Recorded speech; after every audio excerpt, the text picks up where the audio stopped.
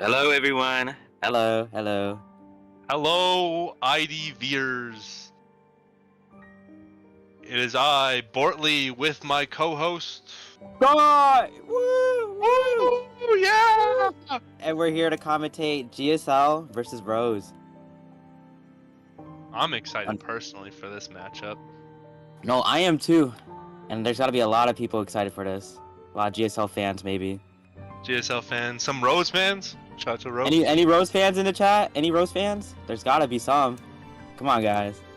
Yo, I co-host with a Rose player. You know what? Shout out to them. They gotta win. Yo, I'm just excited to see how both teams play. This definitely seems like an interesting matchup. Mm-hmm. Here we go. I assume all the players are ready right now. We'll get them shortly into the what is it? The lobby. Wait, I can't hear myself in the stream. I don't think it's actually up. Here we go. Get the stream pulled up. I can't hear myself.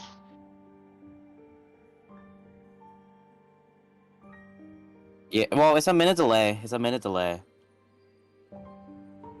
Oh no! Hi. Oh wait, no mind. Oh, I can hear myself. Sorry, there's just a crazy delay. I'm actually delusional. Okay, my bad. Yeah, see, Sorry, there's chat. like a minute delay. You got me confused. I was like, wait, I'm just so it should confused. be working, man. I'm like, yesterday it was like a very short delay. I'm sorry. I'm sorry.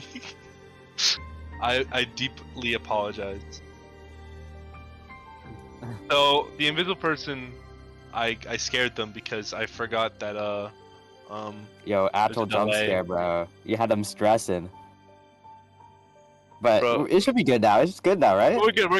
Yeah, we're good. Everything's going well. We're good, guys. Woo! We're clean. We're professionals after all. Yep, complete professionals. Premier Don't tournament worry with about us. premier casting. Okay.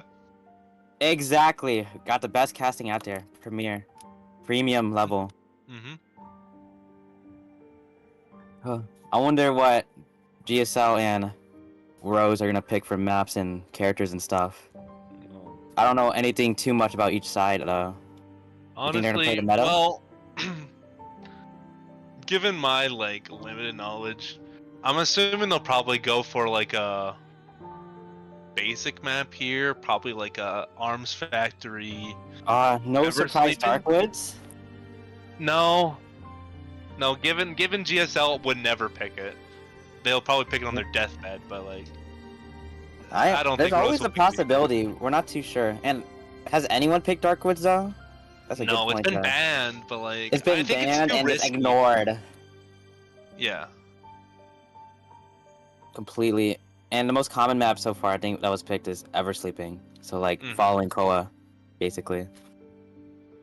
Ever Sleeping, Chinatown Arms, common map, so. Very common maps. You know, players really like those maps and avoid stuff like, what are some maps that are avoided other than? Oh yeah, Hospital. No one likes Hospital. No, Hospital's too risky of a map because what do you want to win with there? It's like a survivor win con, but you don't. really Yeah, want a it's survivor like win you're con. really putting a lot of pressure on your own hunter when you do that.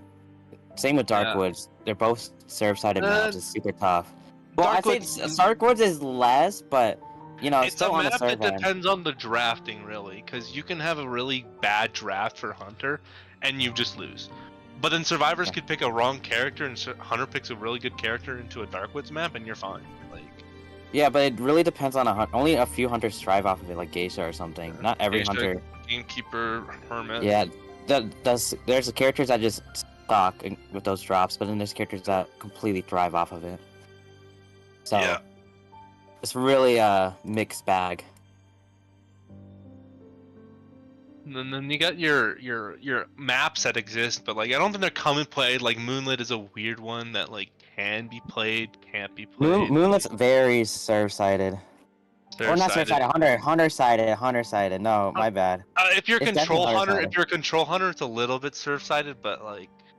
No, it's really hard for everything but control hunters, in my opinion. Yeah. Right, But we have the seen a distance lot you gotta of control travel. hunters. Yeah, any of you really likes their control hunters. How many hermits and clerks have there been? Seen too many hermits. I Too think many there's been clerks, too many photos. Too many photos. Yo, so many. You guys really like these characters. It's funny. It's interesting to see though. Any Dream Witches, no Dream Witches, no Ivy. It's all been all the other control hunters. It's pretty hype though. You know, seeing all these weird hunters come out. It's really fun to watch too. Mhm. I mean, we still haven't seen like Leo. Where's he at? What are some hunters we haven't seen? We've seen a. We've seen all the meta, right? We've seen. I think so. I think there's been at least an opera. I have not watched a match with an opera, but I'm pretty sure there probably was been. I think there has been at least an opera. Oh wait, GSL won the coin flip. All right. And they're picking the map here. Okay. Yep. So Rose will be banning the first map here. Honestly, safe bets are. Hospital. Yep, I would ban Hospital too here. Hospital is not a map you want your hunter to deal with. But like, that's such a weird map to really. I mean, I know GSL really thrives. I don't think anyone would pick Hospital, right? Round 1. Yeah, that's just not a bad. That's just not a map you want to pick. And plus, anyways, from what I know of GSL, they're more of a survivor-oriented team, anyways. So the advantage of having a survivor side map doesn't really benefit them as much.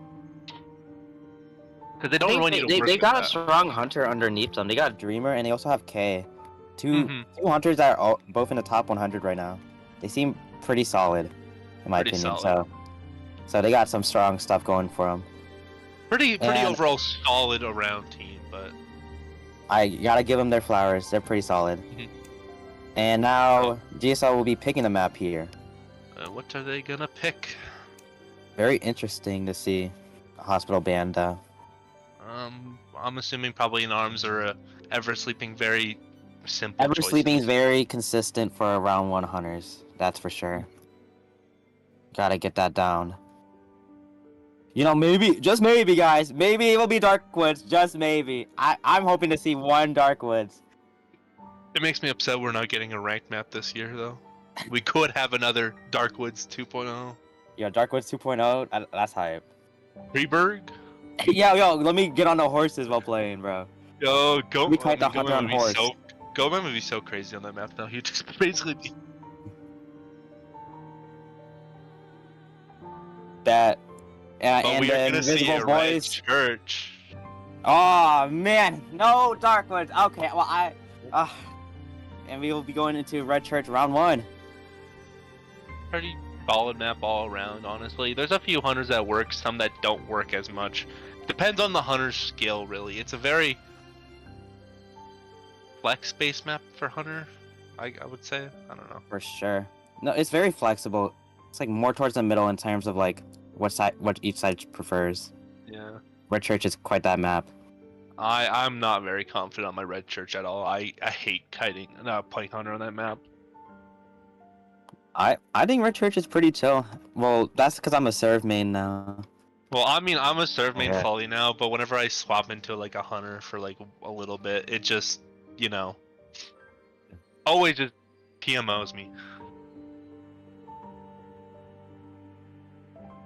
But we are gonna see Rose pick their starting faction real quick. Alrighty.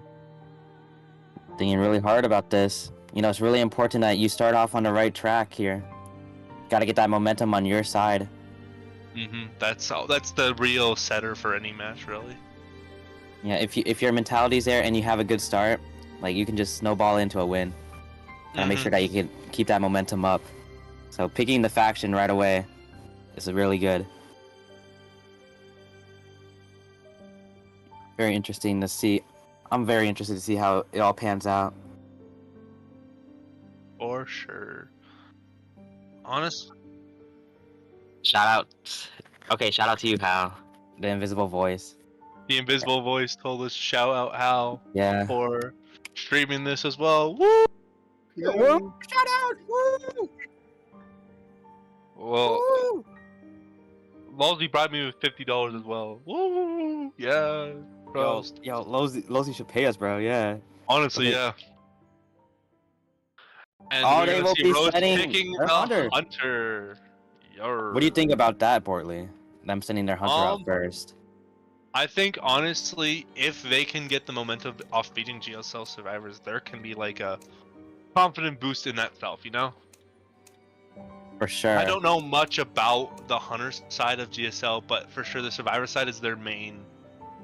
Well, if drawing factor. GSL picked this map, this is definitely what they want to do. Like, they Mhm. probably practice this down. So Rose has to beat them at their own, like, you know, playing field, home turf. Mm-hmm. Fight them in the real courtyard. So for Hunter wise here, what do you think we'll be seeing though? I think, typical Hullabaloo. looking at the Hunter for Rose, there's a potential of the meta being picked. I think both sides would actually take this very seriously and pick the meta, you know, guaranteeing some sort of win. I don't know if it's going to be Hullabaloo or Goatman, though. Think maybe What an about you? Ivy? Maybe an Ivy. Well, Ivy is spectacular on this map. I won't lie. But Like, we could see it. the round 1 is just so strong right now. Mm-hmm. It's not as strong. You know, it's lost its dominance a little bit with the nerfs, but it's still very prominent. It just depends on who the survivors really practice for here on Red Church for sure. Because like you could play any of the meta hunters. It just if you're more refined on like an Opera on Red Church, you can play really well here. Or Hullabaloo on this map too. Like it depends on what the hunter really prefers. Yeah, it's just a matter of preference. But I don't know. In your opinion, what do you think is better, Goatman or Hulla? Because after the nerfs, you know, I think by far Goatman is better because Hullabaloo is just if we're taking a generalistic look at it, if you're a good Hulla player, the nerfs really don't affect them that much. I mean, if the survivor counterplay is really apparent, but like if you're a good Hulla player, it really doesn't matter. But overall, Goatman is still a stronger character with so many more like tools to work with, and the nerfs didn't really hurt him as much, but the range did, you know, make his consistency a little bit worse, I would say. Agreed. The lack of range really does hurt him in the cage. Yeah. Honestly, range buffs in general are just really annoying buffs because it really hurts or really helps the hunter. Like Wu Chang, who got his range buff. Yeah. And what is it? I think Ripper got his range buffed on his chip, and that actually hurts him a little bit more. It was, I think, nerfed, no? Yeah, no. It got bigger for the chip hit. Oh, it got bigger? Yeah, and that's why he's not as good, because it was like impossible to force the hit animation. Mm-hmm. But now it's like pretty doable. And it looks like the players are coming in shortly. They'll be taking a minute to get in though. And while we're taking this minute, we can look at the chat and say, hello, chat. We see you. Hi, chat. Read you. Hey, chat. Shoutouts to who? Shouts to the entire staff team. Woo! Woo! Yeah, staff Working team. so hard. Working so hard. Applaud to them, honestly. For sure. Yo, chat, are you excited for this matchup? I figured there's a minute delay, so And then you know, they can't. We gotta wait for the response. A minute later. Yeah. Very excited. One day, chat will see us. They'll notice us. They'll notice us. They'll feel the knowledge. But we are gonna see ourselves getting started real quickly, though. Yep, everyone has been readied up. Good luck to both teams into the first half of round 1. All right. Picks and bans now. What do you think they will be banning right away? I've been seeing honestly, a lot of Sears. I would say Seer is a very valid ban. Antiquarian, because I know they play Antiquarian, and Mech. There's a lot. Yeah, I think Mech has been banned quite a bit, actually. I don't think many teams do play the Mech, though, but like these high tier teams, you really do not want them playing a Mech. So that's the one thing about that. But we are going to see Seer Priestess. Interesting. Priestess ban on this map. Very interesting. I don't really agree with Priestess bans as a whole on maps that aren't ever sleeping Chinatown, because The support isn't really there, so it's just her kiting. So I see the potential in it, but especially on Red Church, it's just, you know, it's not exactly there for the amount of support she gives off. There's better maps for her for sure. And we'll be picking in Dancer. And female dancer. Thoughts on that? Well, I know Devil, aka Double D, as he made me say that, is the #1 magician right now, top 3 at least. But yeah, it makes sense why he would pick it. Plus, if they're trying to see a potential Ivy here, gets counter right away. But even then, magician's just an overall really good character. So. Same with female dancer. She's been seeing some prominence in round 1. Right, pretty good pick overall. But I don't know if it's good first two.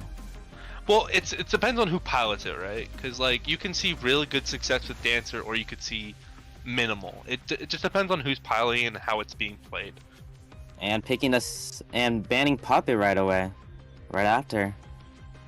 Solid ban. And we pick Grave as the rescuer, 3rd pick. There we go. Typical, you know. Very solid rescuer. Round 1 has been shown to great success. The only character meta-wise that really can deal with him is an Opera. So if we do see an Opera, that does hurt him, but doesn't really kick him out as much as other characters do. It's not even a complete counter, so I don't know if Opera would be that good into this comp. I think the meta is definitely going to be picked here.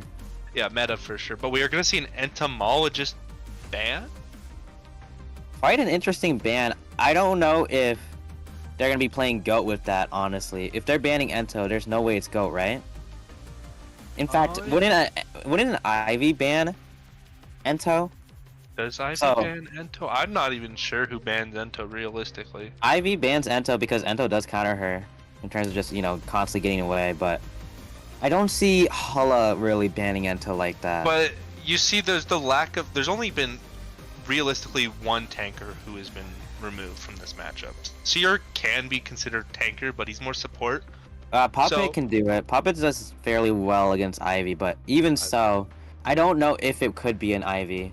I don't think so. Fairly uncertain on what it would be against this. I would say you would ban the barmaid over priestess here. I'm not certain, but I'm very interested to see what the hunter is gonna pull off with that set of bans against this comp. It's a very kite heavy comp, that's for sure.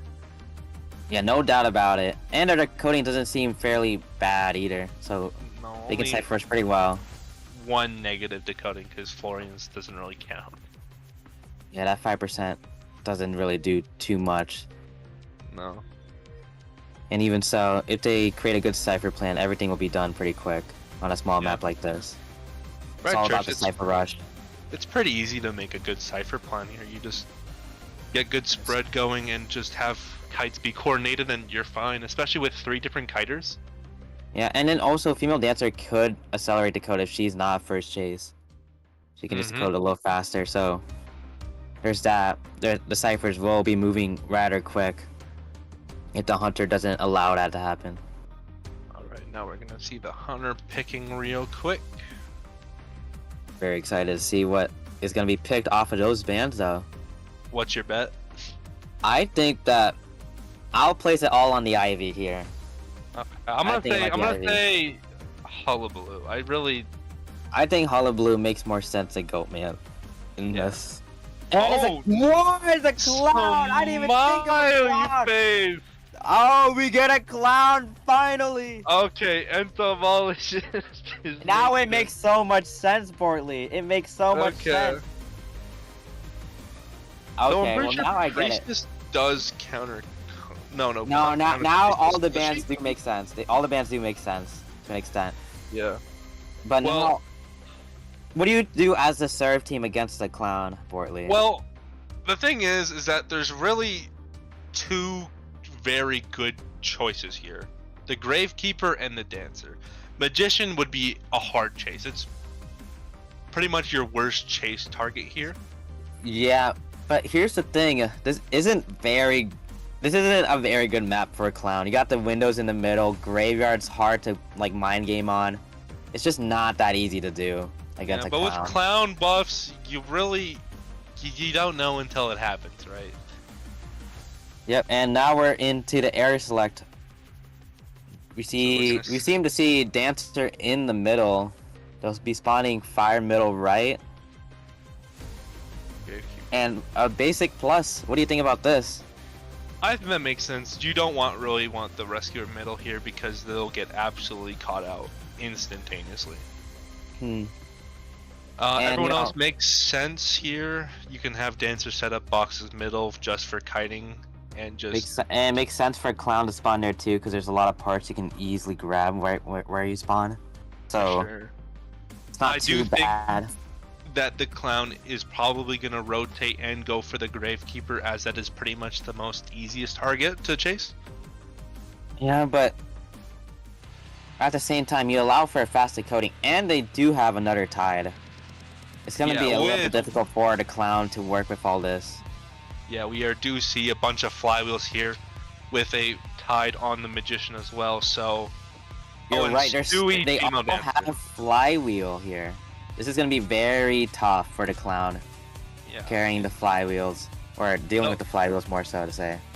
So it does make more sense for the Clown probably to chase the Gravekeeper here, because it probably nets the most... okay against Clown though, but it's just a matter of can he catch the Grave out of position and then get the quick down. Yeah, that's all that matters, because realistically, Florin's a little bit of a hard catch, but you can still deal with it.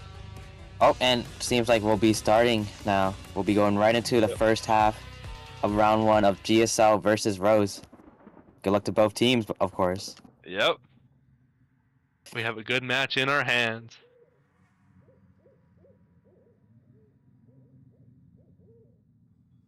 Let's see if they actually chase the Grave too. I don't know, because like realistically, it's either the Grave or the Florian here. I mean, Dancer can be a chase, but who knows?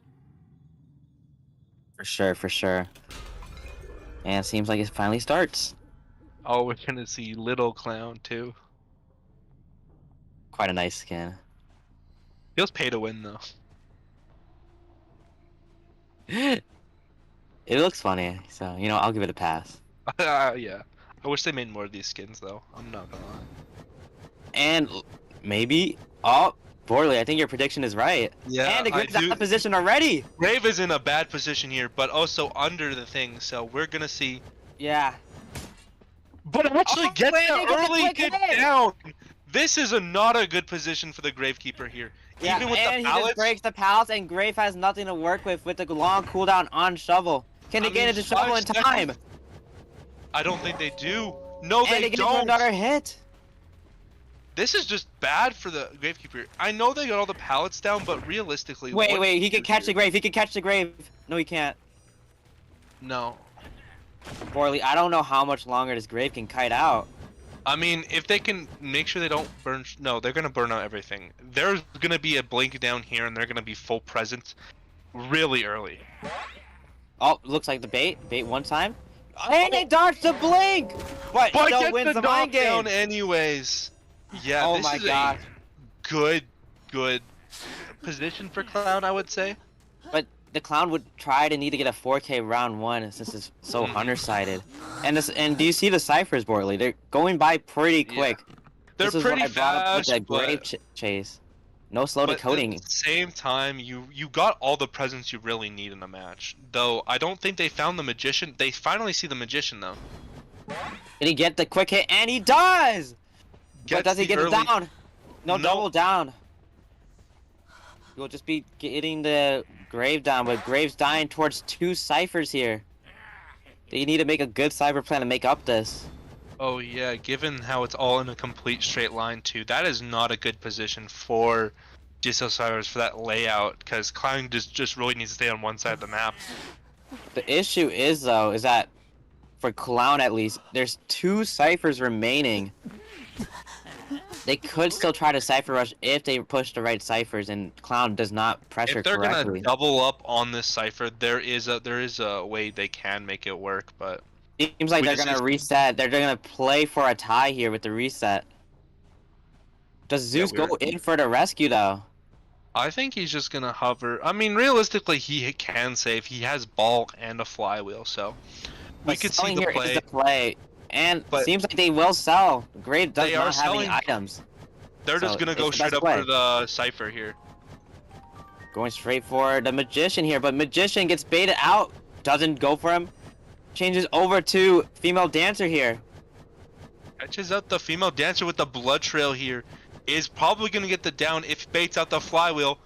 Oh, goes into the flywheel. That hurts. Dramatically, in fact. Female Dancer is able to kite with that flywheel there. Can she do more? Oh, she takes a hit. Pirouette Transitions doesn't away even from get the ciphers. far enough. Not even far, but look at those ciphers, Borley. They're pushing 2 ciphers spread out. Yeah, but we're probably gonna see the Smiley go back onto them now because realistically he can't chase the Dancer here anymore. So we're gonna see a potential ball here that's gonna. Oh, and he turns around in time. The ball being unsuccessful. Does he catch him off here? He does get hit. And he does keep the items, I believe, as well. This is a little bit of a bad situation here. They do have 1 cipher left remaining, but if with all these injuries, outright, they could still get a tie though. It's still tieable if they play it correctly. Ooh. But Zeus goes down, and only Magician can get a rescue. And we what do see a trump card too, so we're gonna see the insta teleport. Hopefully sees a down on the Dancer here, which would really start the pressure up. But we are gonna see the Magician go back for Florian over here. And I believe he put a modified drill on the Fire, as Fire's only at 20% healing. This is gonna be a really rough spot for GSL to bring this back. Borley, is there anything they can do to bring it back to at least a 1-man here? Realistically, all we really need to see right now is Magician not die, but we do see the blood shell caught out, so I don't know if they can really recover. He needs especially to with the ciphers. He doesn't get the decoy, now he's a slow down. He misses the flywheel too! Before half save, but I don't think it realistically matters, but is gonna get pallet stunned here anyways. The issue is that they need to push these ciphers somehow, but everyone is damaged. They need to win mind games with a clown, and it does not happen with Devil. We are gonna see the Fire Investigator also pick up with Exit Path as well, so honestly, he just plays a slug game here and he can win off of that. Looks like he will be see the down as well. On Female Dancer. You just need to chair her. Yep. Chairs Magician her, has and then a slow drill on him. I think this is close to over though, but Zeus could push up and Magician could heal. Does he heal? No. He does not have enough time. He has a drill bit. The drill bit is really hurtful. It basically just stops you from healing in general. And modified drill really kicking in, showing that clown buff in full present. We're probably gonna see the teleport onto the cipher. No, actually not. But he's just gonna go over there slowly. We do see Dungeon is over here as well by the graveyard, but I don't believe Zeus could realistically get there with a lot of time. He still has 2 balls. He needs to win mind games for this to happen. Highly unlikely, but it's still doable here. And he messes up the ball. Misses the 4K! Ball. We're gonna see a 4K on this Smiley, man. Oh, Smiley's buff is insane here. Yeah. Fully 4King with 1 cipher remaining into the first half of round 1. 5 points to Rose. That is 5 points to Rose here.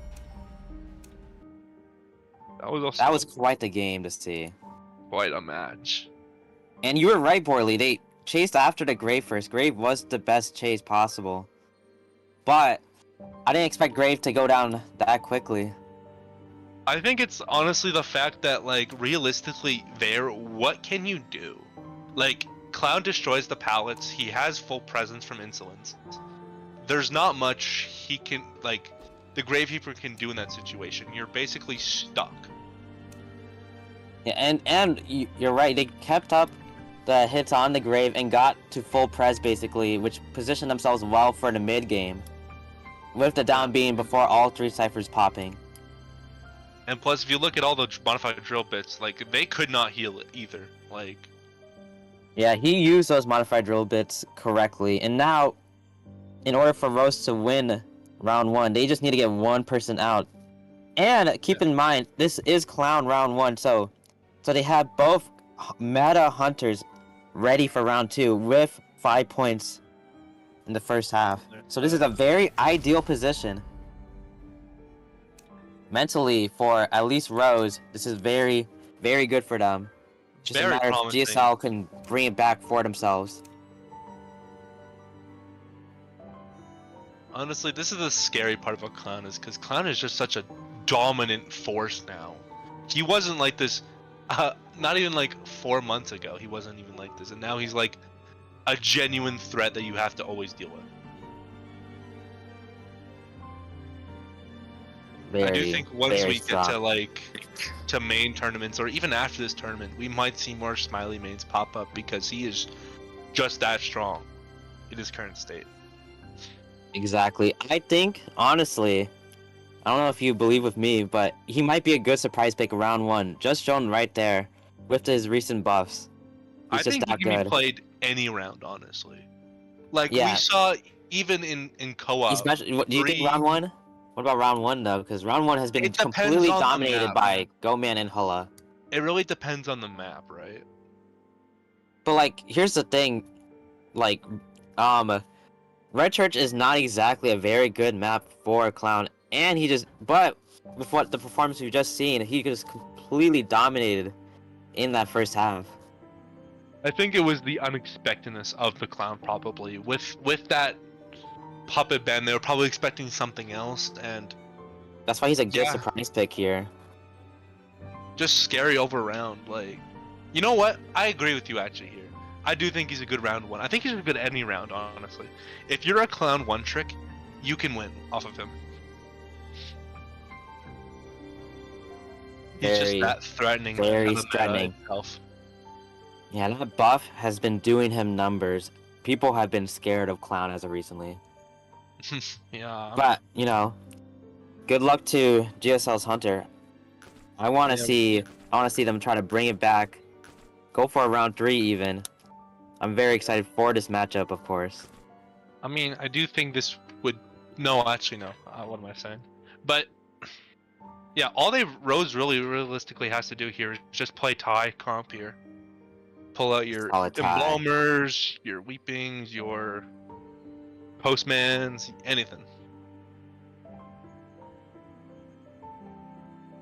Get that 1-man, get that 2-man, whatever. Yeah, they could play risky even, and not have and have good globals into round 2, because GSL has locked in like Mage, Grave, and Female Dancer. Pretty bad globals to have, and since they're losing, if I was Rose, I'd be taking a little bit of a risk here. Yeah, honestly, if you have the advantage here, just take it, because realistically, what is there to lose?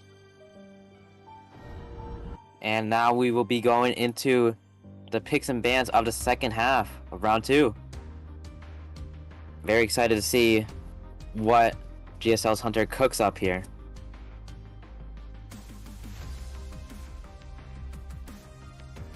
I do believe we're going to probably see atypical bans. Spear Mech, yeah. Yep. Just like you said earlier, Borley. Right, very common bans, very strong bans. And it seems like with those 2 bans, he might be playing the meta here. Getting a Mech and Seer in here. A Balmer pop up for the survivors, maybe not. They need to make sure to pick something to at least get one person out here. Yeah. They have a good advantage, but they need to hold it. It's all up to GSL's Hunter if he can prevent any points from being given.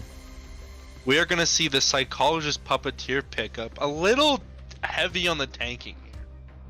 Nothing wrong with being tanky into round 1, but Dreamer could pull off something unique and also do a surprise pick of his own to counter this.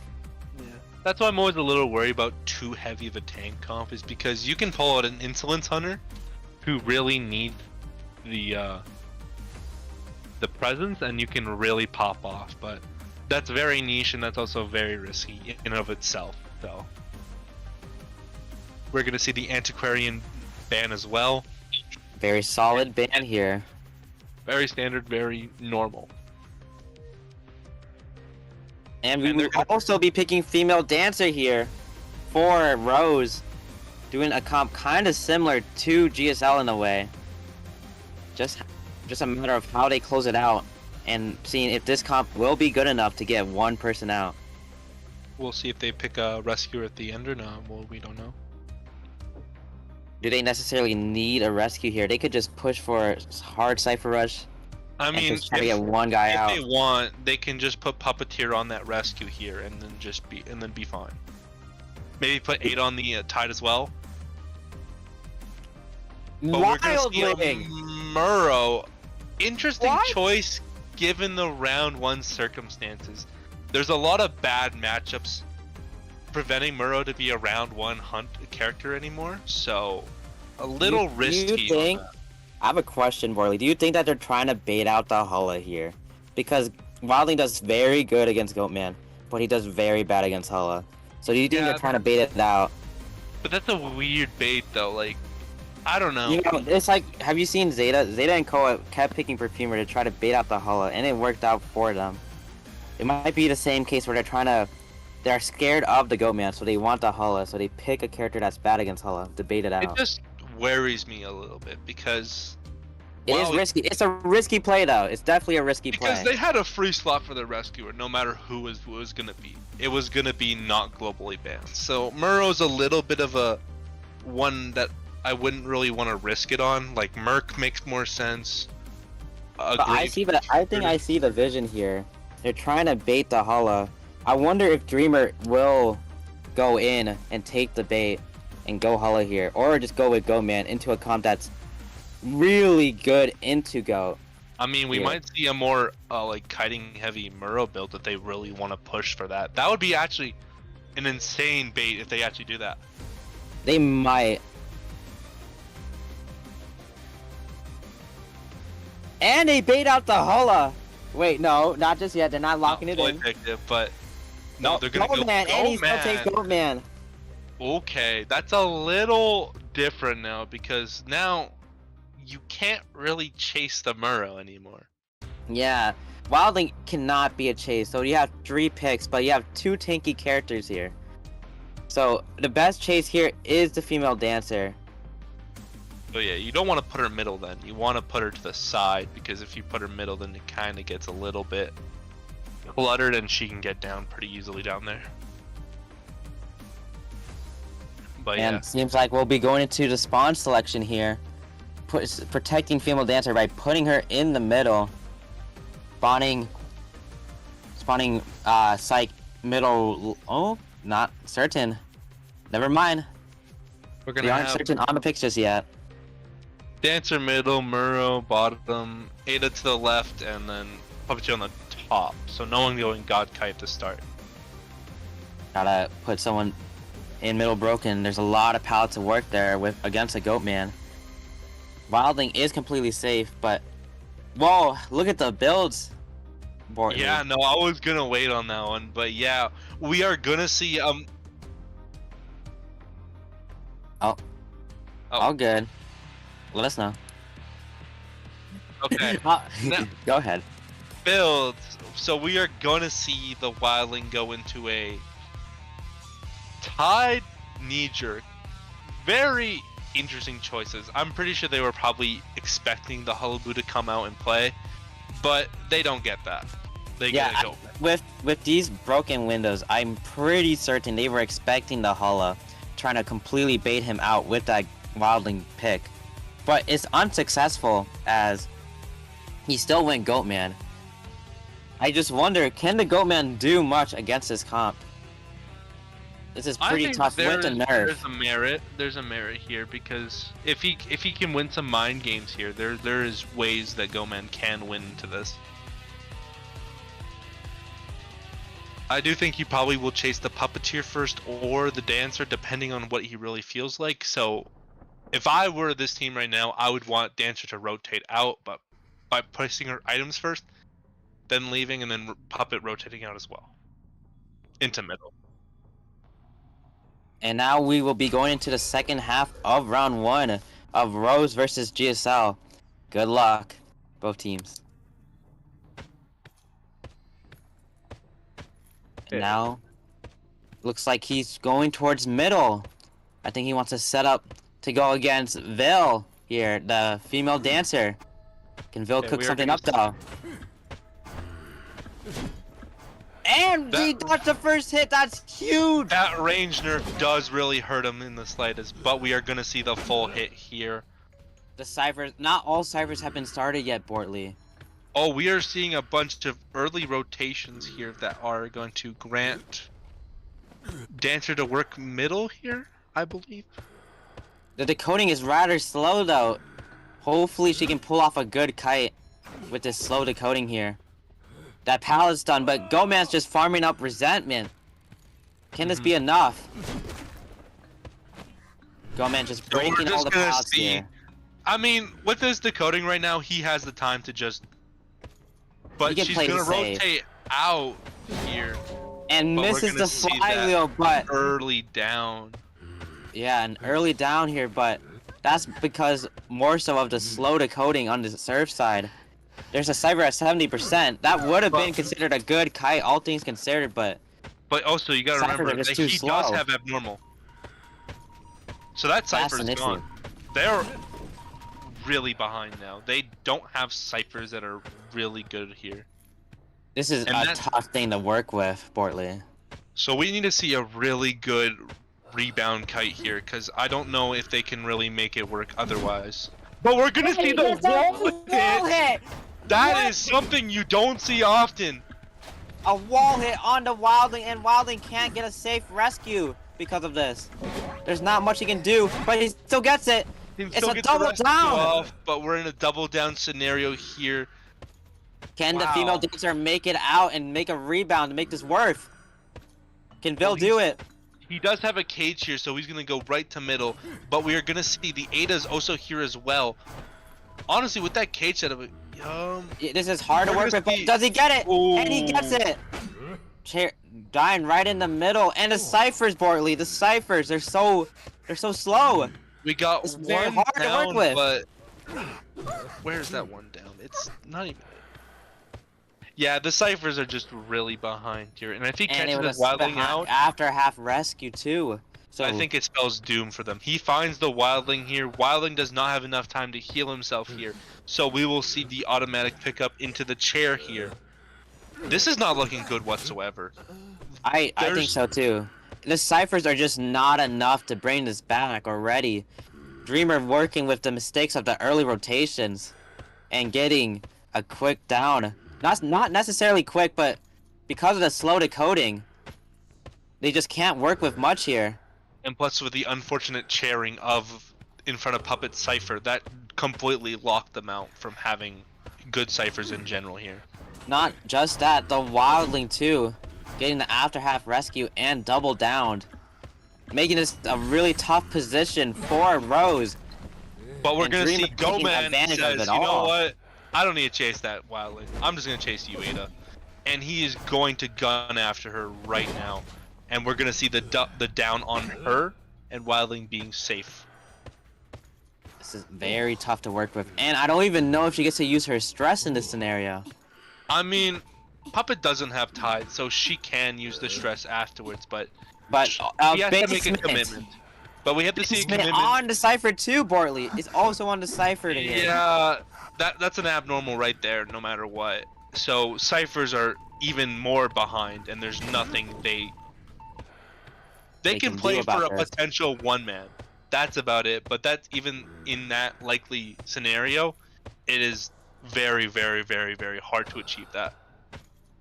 Ciphers are very slow. It seems like they're gonna try to reset, but they still have to work with 3 whole ciphers. Where that cipher is, I believe. So, and they can't really heal given it's Puppeteer, and it would just be very, very slow. So this is just a tough thing to work with.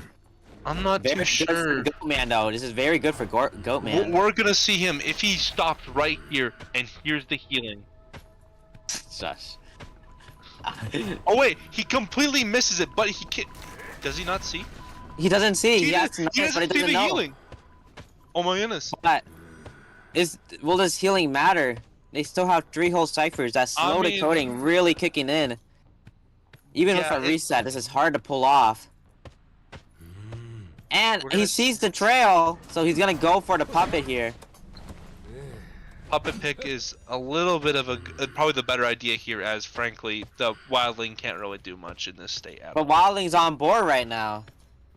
What's he going jumped on? off just to decode, so I don't know if that's the play, because now he has no more boar. And the board's shorter every single time you use it.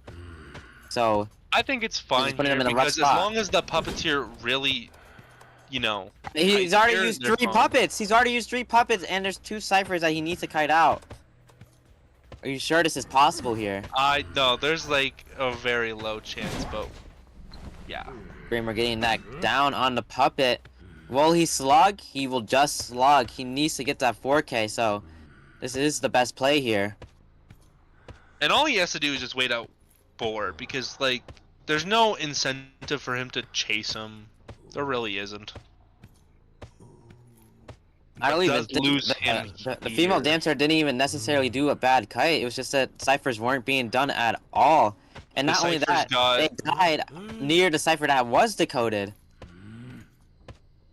And I don't know why ciphers were so slow. For the worst, it also didn't help that the wildling came in and got an after half save while also being doubled down. Really just hammering the fact that there was nothing they can do in this matchup anymore. It's a little bit of a loss, unfortunately. But we're still trying to see if he can find him. He's not really having much success with that. So we could see him bleed out, but we also need to see Wildling go do some ciphers and just make sure he doesn't get the crows on him at all. Because yeah, he's completely lost him. He does have that one ability to mask the tinnitus, but there's only so much he can do with Puppet bleeding out. But he needs to just keep on hiding. Start decoding here, but he probably sees it now, so he's gonna teleport over. I think that was a bad play, because unless Puppet picks himself up right now and does a cipher, but he's not close to any ciphers, there's just not a point. And we are gonna see the early hit on the Wildling, getting him off. No, not getting it actually, and the Wildling is able to kite more. But we're gonna see him getting bamboozled by his own. No, actually gets the hit. Gets the hit in just in time, but look so at now that. he just Puppet needs a still has full hit more than here. half. Still more than half to get with. Oh, does he get on board? No, he does not have board, so it's too late. Puppet can heal up, but is it really the play? Are they really just gonna slug out? And he'll just chair the Wildling? No? Maybe he'll carry him around. It, but like, yeah. It's a little more riskier on Wildling to do that action though, because he can get on board and just waste more time. But it's a goat man too, so it doesn't really necessarily matter as much. But there's still the scare of it. But we're probably gonna see a bleed out play from Team Rose over here. Yep, and seems like they will be bleeding out here. Puppet still hiding. Does still have self heal as well. Will not break it just yet though. Does he know exactly? No, he where does. But he does not know where the puppet is. He knows where dungeon is exactly, but he does not know where the puppet will be. Yeah, I don't think he This sees is a risky bobbing play. head through the cages there. So This is doable for one man, as Puppet will be bleeding out. If he chairs the Wildling, then the Puppet has the chance to get out, as the Puppet will have a Puppet to use. Does he chair? He will chair! Puppet needs to just hide it out for a little bit, honestly. If just he doesn't 30 seconds. Borley, do you think that Puppet could get out here? Puppet depends on how this Go Man plays, but does he see him here? He sees the Puppet. The Puppet has to heal up. I don't think he saw, but I think the fact that he got up actually made him see him. I'm not too sure on that one, but Puppet needs to run. You need to run, Puppet. oh, And Puppet he's stuck. stuck. Oh, what a shame. It's gonna be He a does not have 4K. enough. He does not have flywheel. There's nothing he can do. And it will be a So we are gonna 4K. see a tie match, 5-5 GSL Rose. What a game, honestly. What a game. What a game for sure. A lot of stuff happened in that single game too. And they had the chance of a one-man at the end. That Honestly, one-man was doable. the real killer there really was the fact that the ciphers were just too slow at the start. They had no pressure from that cipher. And that really was the hurt. That's why the Wilding pick's a little bit questionable. Because maybe if a hollow was there, it could work. I honestly think the game was very hard to work with, just like you said, because of the no decoding. There was just no decoding for like the first 30 seconds of the game. That wildling double down hurts a lot too, with the wall hit. Also, the fact that the 8 at the end didn't really also get to have the chance to pick up, so we were they were just kind of stuck, no matter what they did. Because Goman can punish all of them. So that means we also get a round 3 here, which I'm excited for. Me too. Round 3 was what I was hoping. I want to see both these teams fully play it out, play at their best. They're playing like crazy. They're not either side is not like, what is it? They're trying their hardest to win here. You know, we got a Smiley who's determination, cracked out of their mind, and we're gonna see the Goatman just tearing apart everything. We're just seeing the best games we can see here. Yeah, much love to the Hunter players here. They are completely steamrolling right now, and it's a fun watch to be had. My God. To also give credit to the survivors, they are also trying hard. You know, we saw in the Rose game with their strats here to really just delay the Go-Man, and we could have sought a one-man out, honestly, if he that did one not man. see I don't think they needed the heal. Yeah, he didn't need the heal there. The Go-Man didn't see him exactly. I'm not too sure. If he could have seen him, he couldn't have seen him. I don't know. I think they got a little bit like doubled scared. back. He doubled back when he like he saw the puppet was on his screen, but then he turned around, but then the heal came off, and the puppet started running, and then he saw him. Yeah. So it was tough. It was a really tough game. So, what do you think we're gonna see for a round 2 here, like map-wise? Map-wise, well, we have both Red Church and Red Church is permod, right? And Red Church and Hospital. Yeah. Red Church and Hospital can't be picked in round 2, so. What do you think we're gonna see coming in this round? Chinatown never sleeping? Sadly, you know, I want Darkwoods, but I know it's not happening, so I'll be hoping for maybe a Chinatown. I like Chinatown quite a bit. I don't know if they're gonna pick it though. You got the survivor pool. Not the survivor, the hunter pool for that. There's a lot of good hunters for that map. So you could see the wax artists, you could see your control hunters, you can see virtually anyone you want.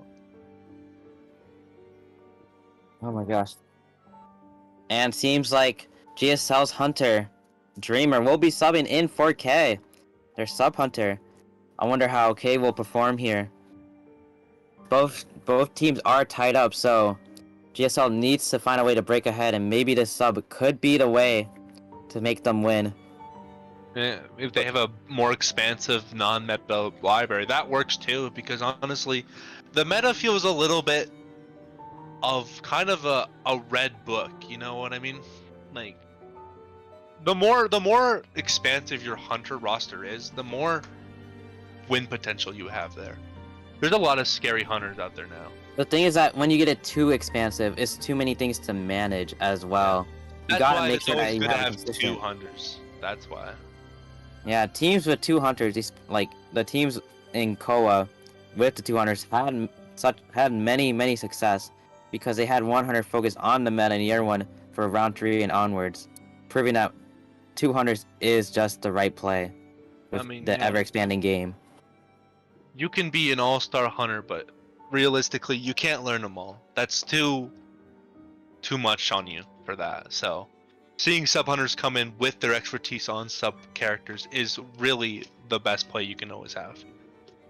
And you know, with sub hunters, there's always, you know, unique little characters they could play. I want to see some more surprising picks just like that clown. I mean, we've seen a lot. Seen a lot already, yeah. I mean, Could be that's anything. a lot of. There's a lot of photos, man. There's a lot of photos. A lot of photos, a lot of hermits. You know, we saw Wu Chang yesterday. Really likes their control. Yep, a Wu Chang yesterday. Also a Spider yesterday. Spider, you know, Fafa, the expansive hunter that he is. And But the we can invisible see a voice is lot talking to of. us. But We could see a lot of ignore it. characters. Yeah, we're gonna see a lot of characters being played here. What about you, chat? What do you guys think about, like, all the not the serves, the hunters being played in this tournament? A lot of variety so far. You know, everyone was expecting just constant meta, but to be seen so far, there isn't that much of meta here. The game seems like it's in a very unique state of a lot of variety. I mean, to be honest, I've said this before, but like we're in a meta now where you can have, if you get rid of the S tier characters, so like your Goman, your Hullah, your Ivy, I guess. I don't know if people consider S tier or not. You have like 7, 9 characters who are like potentially the best character outside of the best tier characters. Yeah, that's why round 3 is so confusing and difficult. And ooh, seems like we'll be going into the picks and bans for the map. GSL will be the one banning the map here. What do you think they would ban, Portly? Honestly, I would say they'd ban Chinatown, but I would also say they would be pick Chinatown. So I think it's a net win or a net loss, depending. We're gonna see. Actually, no, I'm wrong. It's a Moonlit ban, so probably because they have a control hunter, I would believe. I believe maybe he'll play Ivy into this. Who knows? But any control hunter could be played, or any hunter, in fact, like we were talking. I'm not sure what it could be with this ban. But we're gonna see. Rose pick the map real quick. So there's a few options here. Honestly, you could pick your arms. You can pick your. Well, I'm thinking about it right now, Bortley. Isn't Moonlit a very tough map for Ivy? Yeah, This I would would be- say this is probably going into an Ivy or maybe a Hermit, but Hermit is not the worst. Yeah. We're gonna see a Chinatown pick though. Chinatown. So Moonlit I is guess very I was tough. right. Like you said earlier, Moonlit is very tough for control hunters. Maybe they're expecting one and pick Chinatown. Another big map, difficult for control. But I mean, there's a lot of leeway on this map for sure. Yeah, and also it's round 2. Opera isn't too bad on Chinatown, so there's an Opera to be had. Opera, you Yeah. can also pull a Wax artist. Some people like their Wax Yeah, artists. Wax, Clown is good here. Wheel is good here. And we're There gonna see is GSL dark pick picks. their faction first, which is gonna be Hunter. So we're gonna see K show up and see what they can do into this Rose comp and kind of set the pace for their round 2 here, because it's a new Hunter, new expectations, I believe.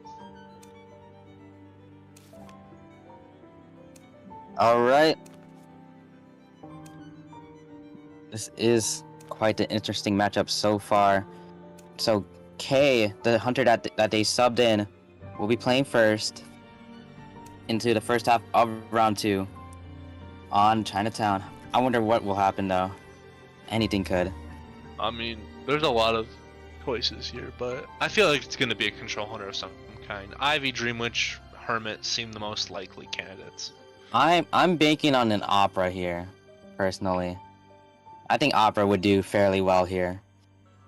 I think Opera would be a valid choice, but honestly, I don't know. I don't see Operas as much anymore. It feels like she's there, but like you got to be a specialist in her to really make her splash. She's been around for a long time though, so there's that too.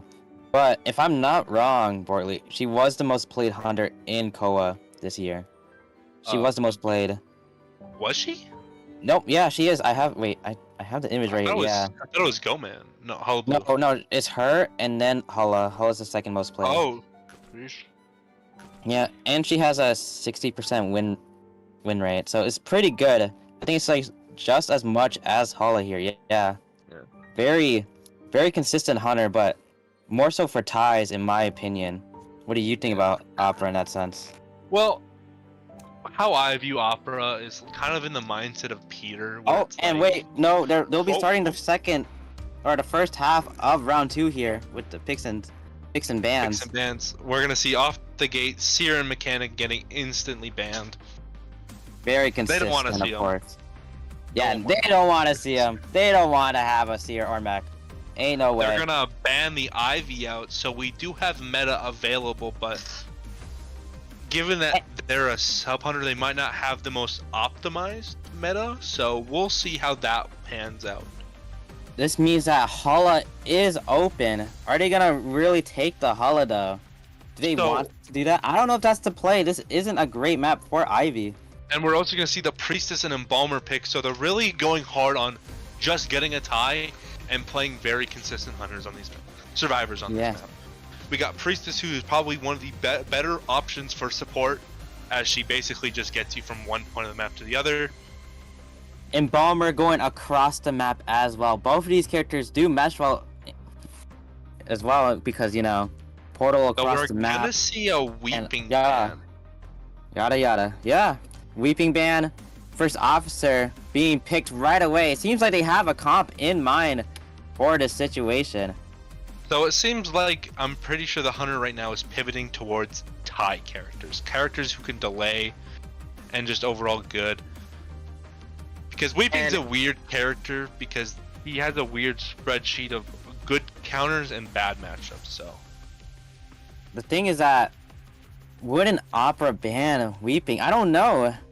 I'm thinking it's more nicher, like a wax artist. I think it could be something very niche too. Maybe something to surprise us. Florian ban is pretty standard, I would believe. Pretty good ban overall. I think you want to get him out too, but the Weeping is just, I don't know what could happen here. I'm cheering on for this hunter right now.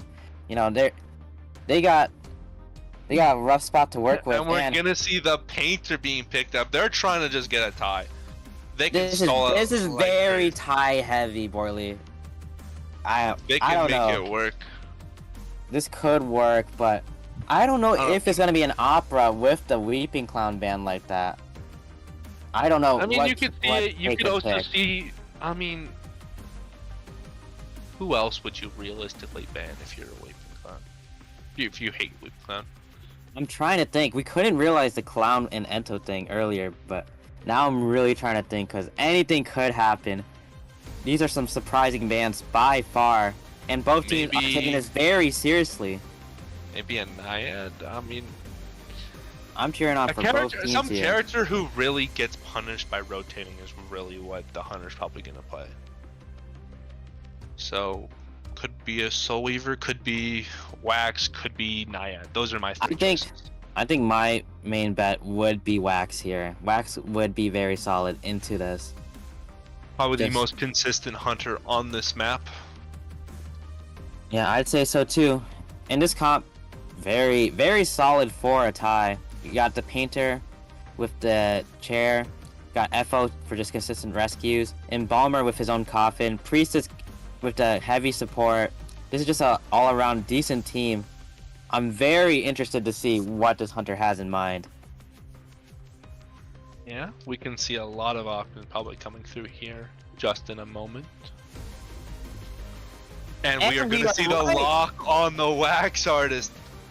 Pretty normal character here. I think he is the most picked character probably for this map because it's his map.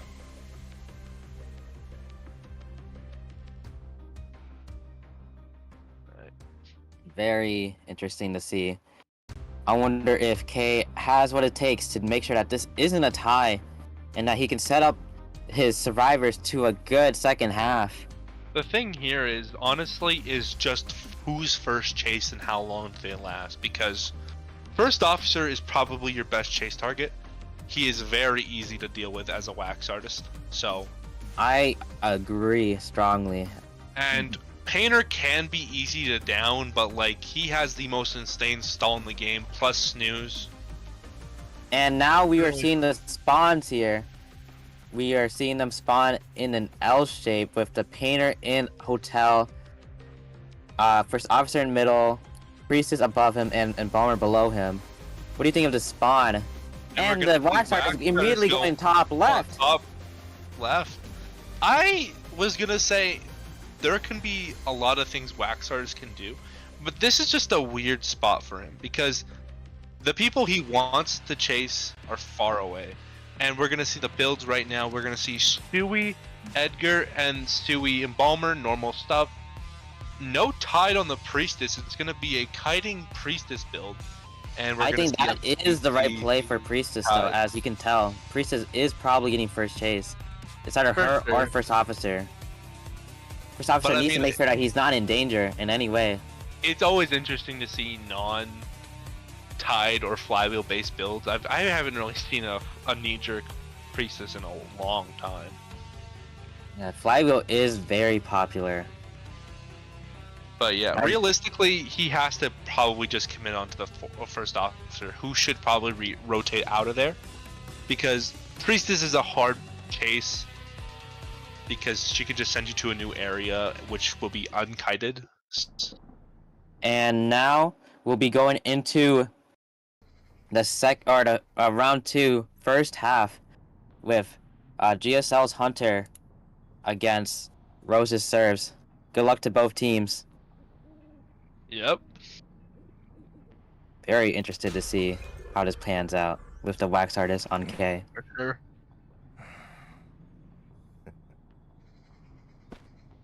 And we're gonna see a only insolence build on wax artist here, actually. What do you think of that? So I think insolence is pretty good on him overall, but like there are some slight issues with it. First of all, you can lose your game really easily off of that. That's the problem with him. And it seems like he will be just targeting the priestess here completely. Priestess needs to make some ground here. Does she get the portal? She gets the portal, but the portal, but also the hit as well. That's kind of not the thing, but also that also means that she's out of the way of getting a basement down here. So honestly, a really good position, but we're gonna see a very brutally early down here. And again, another thing, Borley, that I need to bring up. Look at the ciphers. They have not been. They've been rotating all game, and the ciphers are slow yet again for Rose. This is a tough spot as she's shared near middle, so Wax could block the middle cipher if pushed. This is not looking too great for Rose as they were all doing heavy rotations.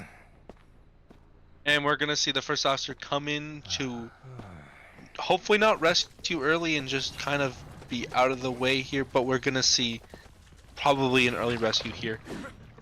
Oh, misses the first wave. Misses the first hit, but we're gonna see the insta rescue here, and does not get the double down scenario he wants. So we're blocking the window. This could be looking like a quick down if they don't win this pallet mind game here. They just throw down the pallet, but they don't have much else to work with in this area. They got the window, but that's about it. But it's gonna be a hit, and it's gonna be a down right away. And look at the ciphers again, Borley. They are very slow here. Very bad. I think the problem with Rose here is they keep over-rotating when they don't need to. Especially since Wax Artist already had his chase target in mind. He did not. You just need to start going to a cipher right away. Do not be scared, because if someone we're gonna see early on, it's gonna be tough. Wax Artist pressure this Embalmer off the cipher, and we do see the healing, so I'm pretty sure we're gonna see a down coming from this priestess, because this elimination on the priestess, because they can't rescue her, and Embalmer's gonna be kited immediately right afterwards. So not a good position for Rose survivors here. And he has no pallet, so this is a quick hit on the Embalmer. Looks like he's gonna be trying to go for. No, missed the swing. Fly Misses the wheels? swing again. A lot more But time look- is being bought, but we do have the hot wax trick here, so we're gonna Yep. see immediate down here. That no matter insolence fully kicking in, and the ciphers again. They are just so... They're not fast enough. It's hard to work with in this position. what. But we have Embalmer up as well, so... But we're Yeah. gonna see the warp as well, so... Is he just warping to an empty cipher? He is. Wait, no, the coffin's up there. The I didn't even coffin's up realize. there. So, now, the Embalmer has to work with this. It's very tough, though. Yeah, we're gonna see the hit here, and ciphers are pretty bad, but also we got them 80 and then 150 and 125, so they can realistically, given the expectation, get a one-man out. There's a way they could. can do it. There is a way. They just need We just need the they have first no choice officer but to to sell, really.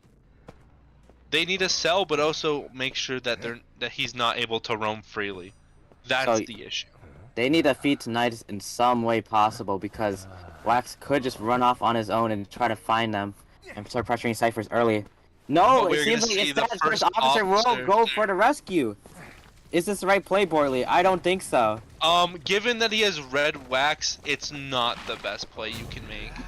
Yeah, and You're it just seems gonna like get downed, and yeah, he's downed, and yeah. now they still have dungeon open though, but I believe they have to play with the situation of, oh my gosh, of having to deal with a full slug fest again, of no healing.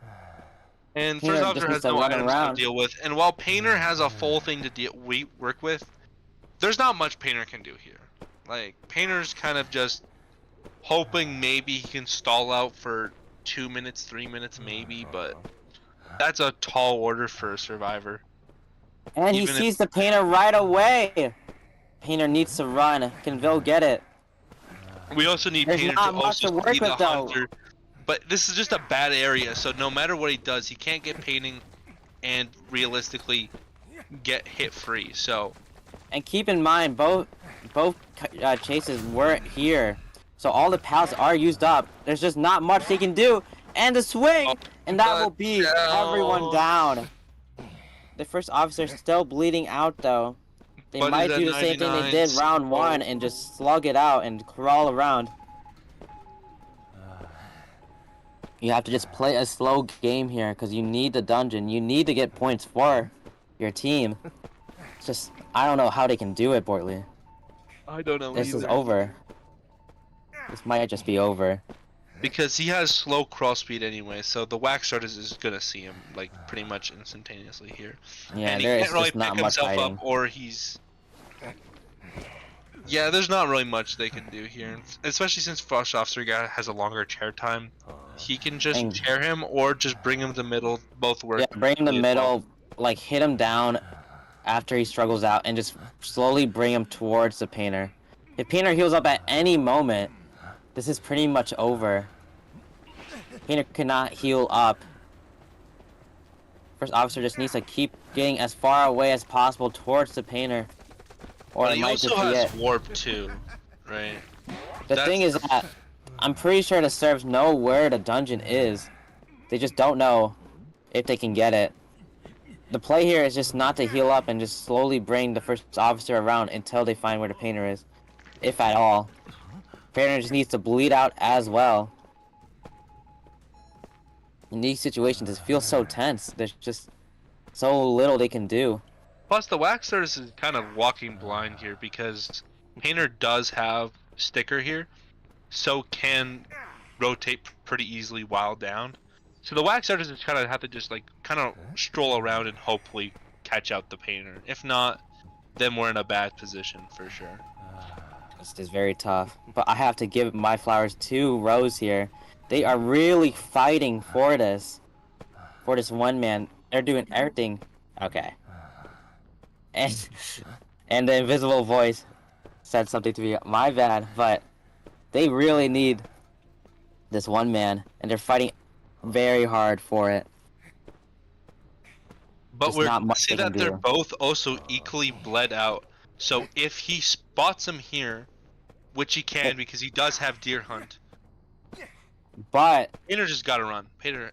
no, might if not they run. heal up, then the game is over. They need to just keep on slugging until one bleeds out so the other can get it. If it's a chair, it's gonna be rough. But the for worst first part is officer. that out of all the characters, Painter is the only one who can realistically kite. He knows where Oh, first yeah. officer is. He's not really hiding. It's kind of a It's over. Not much you can do here, and that will be a 4K in the first half. We're gonna see the K is score be getting the 5 points for GSL. What an impressive show. 10-5 for GSL versus Rose. Against Rose. And But there yeah. we go.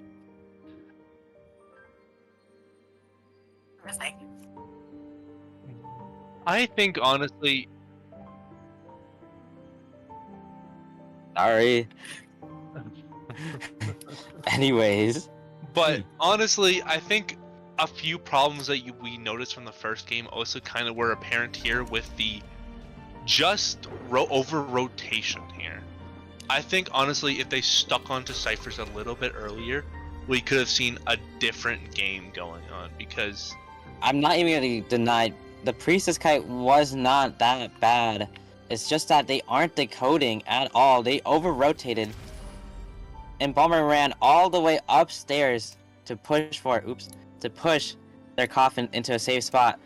And first officer got scared and completely ran away from middle. It's just that these positions aren't ideal for the person kiting, and they're just setting themselves up for a difficult game. Build wise for the wax artist, he planned for this aggression, right?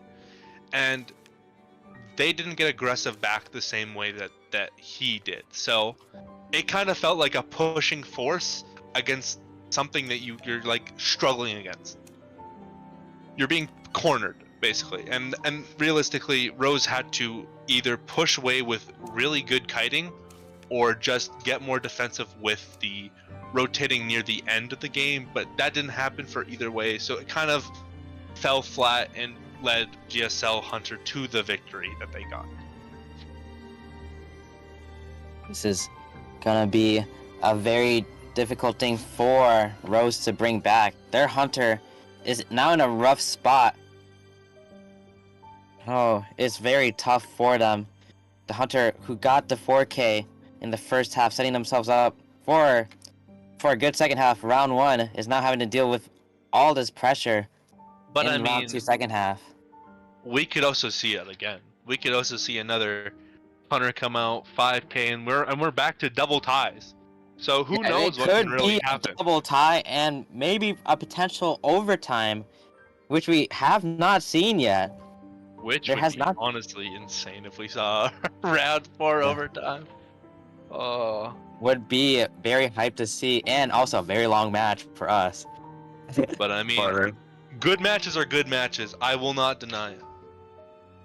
Give me the best game of my life, and I will be excited, no matter what. I would be very excited too. I am very excited for both these teams.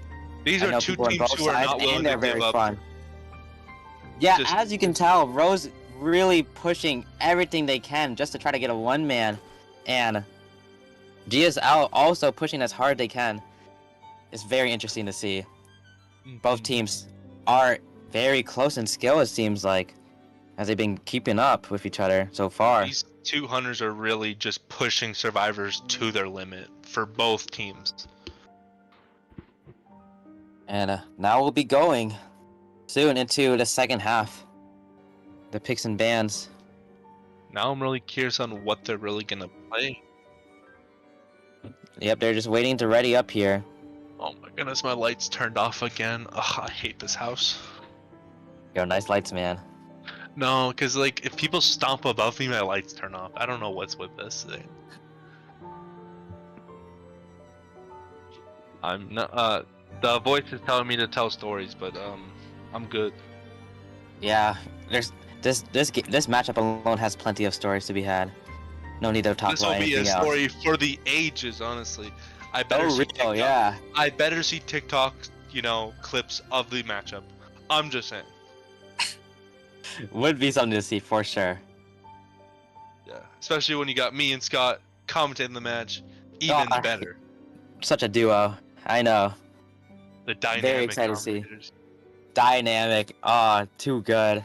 The Persuable and Grizzly is back. 2.0. I trust. Wait, who's Grizzly? I know Persuade. Are you for real? Okay, guys, I'm actually new gen. Come on. New gen, okay. Yeah, but I'm not that well Well, versed I mean, into the scene, you guys. know Schmitty, so I mean that kind of really I makes know it to a no. Schmitty, guys. I know who Schmitty is. I'm friends with Persuade. I know, Yeah. but like I feel like you would know the lore more than Scott. So Scott's too new gen to know. That's okay. I'm actually I don't know, guys. I don't know. Yeah, but your new gen is counteracted, okay? You have Phew. counteracted. Scott has like no. I have game knowledge, guys. I know what's up.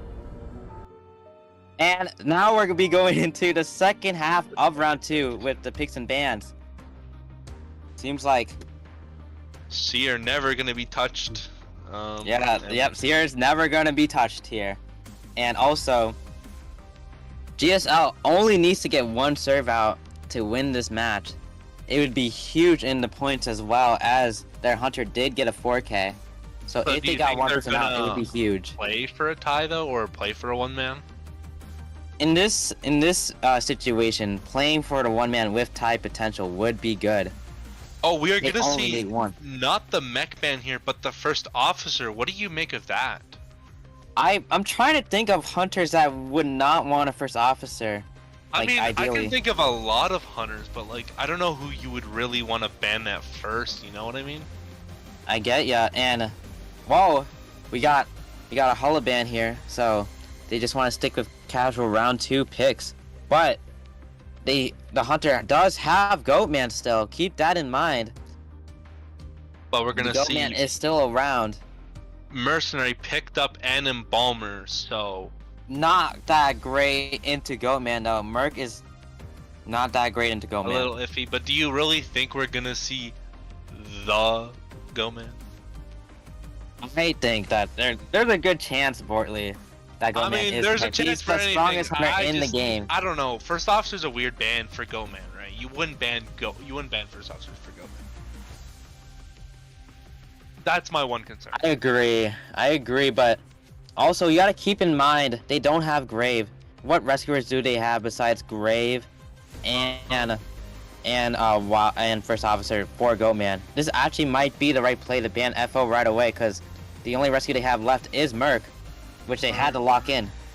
So I think the first officer ban is actually the best thing he could have banned, with nothing left to use. Maybe Pearl has a secret journalist we don't know about, you know? Yo, that would be pretty hype. I'm not gonna lie. Yo, can we get a journalist, guys? Can we get a journalist? Yo, journalist. Yeah, Pearl, pull up the journalist, you know? Don't play your And spiel. we got Actually, no, a wait, no. side Pearl pick. has a knight. Pearl has a knight. I mean, they could have played knight. Yeah, Knight would work, but I guess they want to go safe with the Merc pick, which doesn't actually seem that safe. Yeah, and we're also going to see the psychologist also picked up as well, so they're really playing tankier, trying to stay alive longer.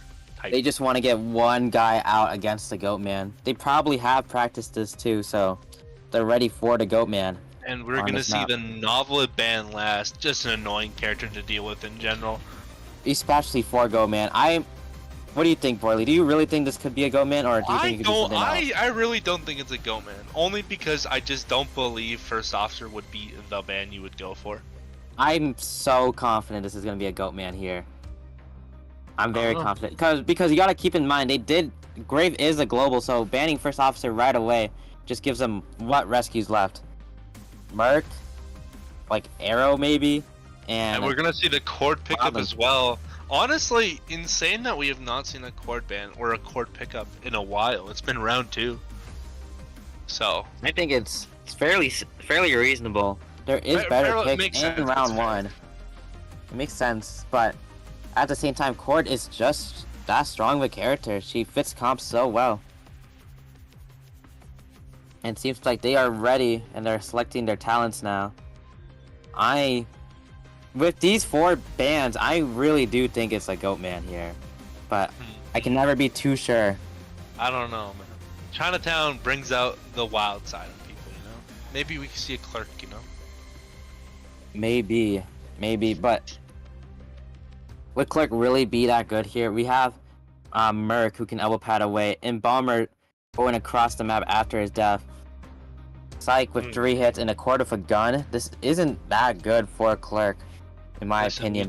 We just see the insolence Clerk, you know, pull up, you know. Yeah, maybe. Who knows for sure though? I don't know. I'll be interested to see a Go Man, but you know, Go Man against First Officer can be iffy at times, so. Against Hullabaloo, it's a little better, so. Oh, I am really curious on what the Hunter will bring out. Okay, and you were right. Like, yeah. No, it's Go all man, good, man. But it's like with what rescuers do they really have? They don't really got much to work with, and I mean, true, but I don't know. I never get too sure with a First Officer ban. It's weird seeing it in comp. Usually, it doesn't happen until later, like around ban 3 or whatnot. it makes sense in the sense of that they have no rescue left. So this is very tough. I do not think the Merc is the right play, but yeah, the Merc GSL can bring it back. GSL only needs to have one person out, Portly. So, but Goman has a lot of good chase targets here. He has the cord that can be chased. He has got the Embalmer and got the Merc. So yeah, this isn't looking that bad for the Goat Man, but the serves only need one out, so it's just a question if it's doable. And now we will be going into the area select, finding Merc right in the middle, though, even though he is potentially the weakest chase. Yeah, we're gonna see the L shape like we did last match, but will the Goman actually? Okay. I have a question, Borley. Do you see the builds? What do you think of those builds here? Kind of crazy. Oh, and wait, give us just a second, but the Goman did spawn middle right, pressuring a little bit of Embalmer, and now they can see the builds. Okay. Oh, Suey, I don't really think this is the play. I really don't. Keep in mind, Merc is a weak chase, and they only have one tide. What do you think about that, Borley? Only one tide. This can backfire super easily on GSL. Very hard indeed. Not even 2 ties in case the Merc gets chased, which would really screw him over. Could have gotten tied, honestly. If he went like Flavio or knee jerk and tied, I think the Psychologist could have ran that. Coordinator, you really normally don't. And Embalmer, you never have to. So here it's a little risky because if Goman kills Merc and gets a good early game to a mid game, GSL's kind of stuck. This is a very tough position here for GSL, especially with the Merc in middle and only one tide, but maybe they can bring him back into the second half of round 2 of GSL versus Rose. Let's see if Rose can hold it together, or if GSL gets the points they need. Let's see if the momentum between the clash of the Hunters here, see if we can keep the 5 for 5s. And it seems like he won't be going for the Embalmer. In fact, yeah, well, he catches the Merc in the open. He will be going for the Merc here. Off here. I think he's just waiting for the Merc to use an elbow pad, but I think they're too patient on that, so. There's no one over there. Where are you going, Goat? I think Goman's just trying to secure a target here, is gonna go for the Coordinator instead. Pretty good option here, but I think the Goman is a little lost here. Goman kind of messed up the cages a little bit here, but overall is on the right track here with just killing the Coordinator. But the Cord has the gun. Can he get the gun? Can they get the gun? No. Doesn't need to. Flywheels to drop. Flywheels here. Misses the dodges the gun. gunshot. Zeus IDV. Can he hold it though? Can he hold it? Oh, messes up the cage break, but he's in the inside, and Goman isn't really there yet. But And we're gonna Zeus see the fighting out another cage. The resentment is very slow here.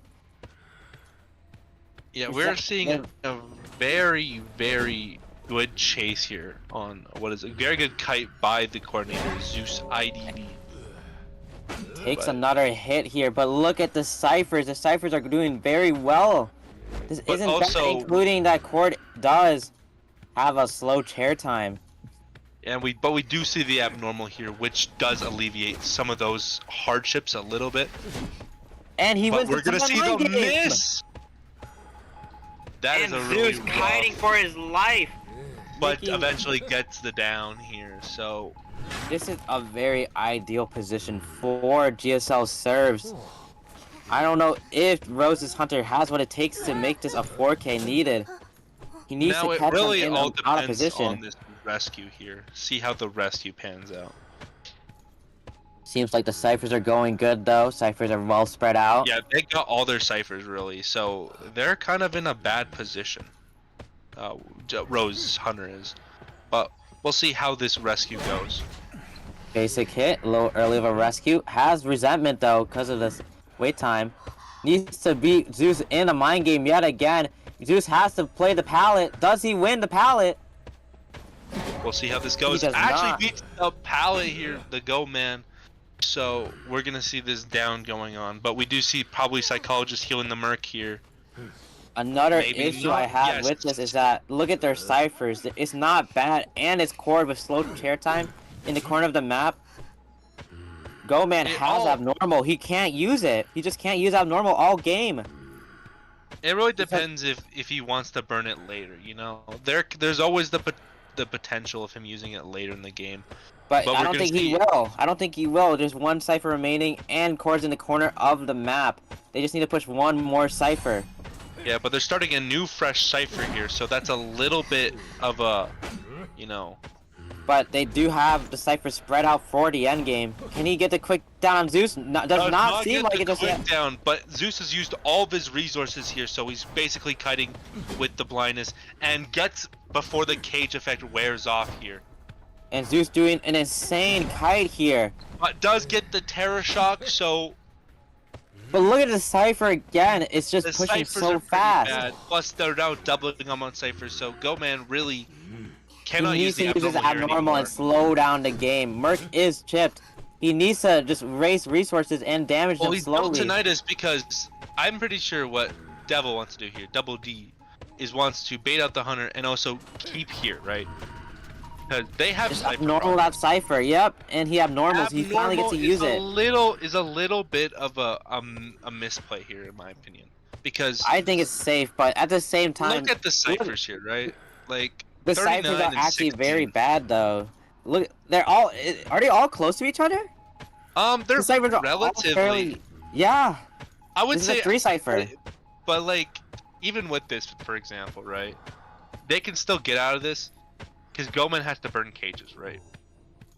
But we can't see this Merc get down instantly. If the Merc gets down instantly, then it's a bad situation. But we're going to see Ada actually get caught out here instead. But we're going to see Embalmer get on the Cypher. So we do see kind of a situation here where he's too far to really pressure the Cypher now. So he needs to either get this down now. Or he needs to... It doesn't seem like he'll get that down now. Okay, he has to drop the chase now because there's no way he's gonna commit to this unless he really wants that tie. He needs to get this down instantly for this to be worth, because they can still get the rescue here. It is a Merc. Merc actually coming in clutch here. He can still get this rescue fairly safe. The one BT user really benefiting off of this. But it's gonna be a basement rescue, which Goman really has a good advantage on over here.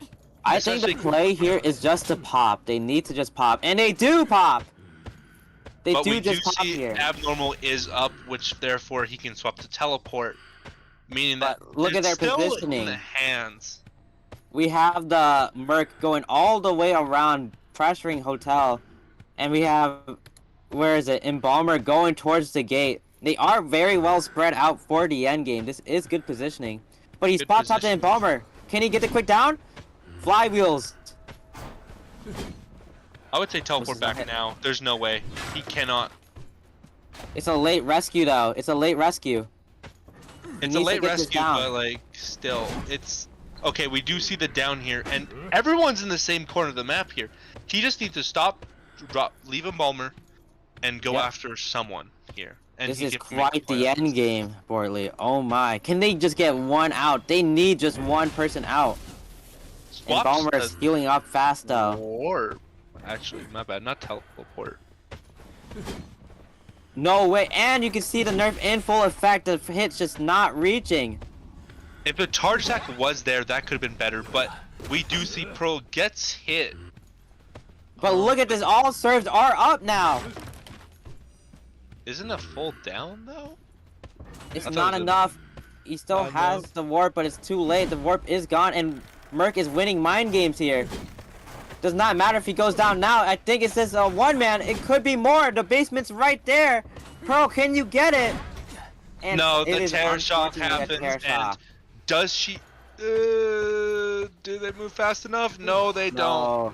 And it's They a do tie, not. actually. Aw, that is a tie for GSL. Winning round 1 with 7 to 2 points. 2. Good fight from Rose here, but honestly, that end game just hurt. They took a Very little solid way too performance. long. Zeus really ran around with that goat man, and honestly, the Merc pick actually really did come in clutch here, because we That- did see the elbow pads being used a lot to rescue and whatnot, and it just Very really saved them surprising. near the end. Though I'm a little confused how it wasn't a full down. Did the change how Go Man works? So the cage went down, and you know, Goman only does a chip hit if there's no cage. So it did 3/4 instead of the full 2, like 2 full hits that detention usually does. Because of no cage, it was only 3/4, I and see. the Merc was still able to run around freely. All right. So And now what was that invisible voice? round 3. Yep, and the score is 12 to 7. GSL in the lead.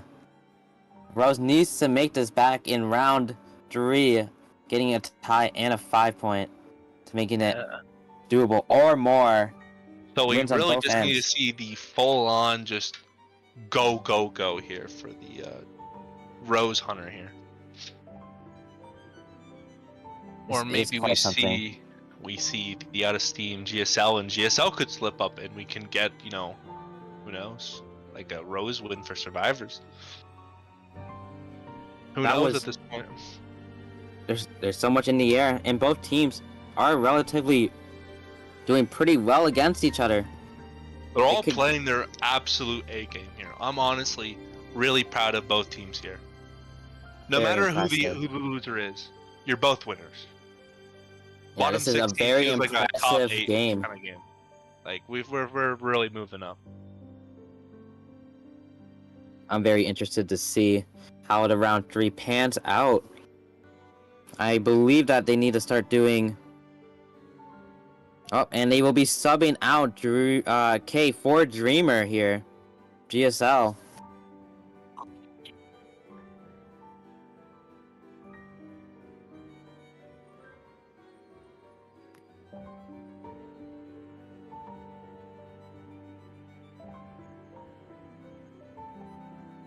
Pardon? Oh, my bad. The invisible voice keeps on talking. The But- invisible voices keep roaming around the halls. There's like a Yeah, ghost. it's a little spooky in here in the commentator booth. Whoa. Yeah, we just keep hearing his voice, and it's like, what? Maybe we see the map pick of Halloween version of Red Church. Ooh. Ooh, it's spooky. Ooh, so scary. I'm scared. Man, IDV is supposed to be a horror game, but Oh no, Too I'm many pretty scary scared. things. Have you seen Twitter? Have you seen Twitter? Yeah, that's a pretty scary scene indeed. I The mean, IDV Twitter scene is something else. we To be have said. GSL on the line. You know, Zeus's life on Twitter is pretty much a horror movie. I I cannot. I'm not too familiar with Twitter, but I do know that IDV Twitter is something else over there. It's something else. It is I just would- something else from what I hear. I'm not familiar with it though. If I were to rate all the like, if we were to base all the movies based off of like the platforms for IDV, Twitter is a horror movie. TikTok is probably a comedy show because it's so awful. I do not look at. I don't think I look at much of IDV media outside of. Listen, the the IDV sitcom content can be scene. the most awful thing, and it's good awful sometimes, but also it could be like genuine trash. So depends on I'm the day. not too depends on the familiar with people. it personally, but it doesn't sound too great. Honestly, I'd rather just stay out of it when I play IDV. Yeah, no, you should because yesterday I had the misfortune of seeing awful food. Shells and cheese. What? Flower mains, if you see this, my eyes hurt from that. By the way, it was awful. It's like the cheese looks like yellow paint put on pasta shells. It was awful. It was scary, honestly. I need Schmitty, aka my boy David Delights, to come down and feed us the proper food, the food Yo, we need. my goat Schmitty. My goat Schmitty with the food, honestly. Yo, We respect need to that. Schmitty. Schmidt the Oh, and the seems grind. like they will be doing some subs actually. So Rose will be swapping Lilac for Mish and Gray for Koru. And again, GSL did swap Dreamer or Arcade for Dreamer, so a lot of swaps going in for round 3. Both teams taking this very seriously. They want to play at their absolute best And to we're beat the also other. gonna see another hospital ban. I guess they hate hospital. Hospital is just not good for a hunter. You do not want to set your hunter up for a difficult position, and it's being shown right here. And now GSL will be picking the map off of Rose's We're ban. gonna see a pick of the map, the sentry. Ooh. Ooh, so spooky, bro. Maybe a dark woods. Ooh. Please, a dark woods. Can someone at least play dark woods, even if it's like? I want to see a Darkwood so bad. You don't get it. I'm so curious on how Darkwoods would pan Honestly, out with I an EU. pray that IJL and IVL grant us at least one dark woods game. I beg. I'm very interested. It is definitely like not that much in the favor of the hunter, unless you're playing Geisha or something. Unless you ban meteorologist out and play a hunter who can counter it, yeah, you're gonna be fine. But if you don't, then you're screwed.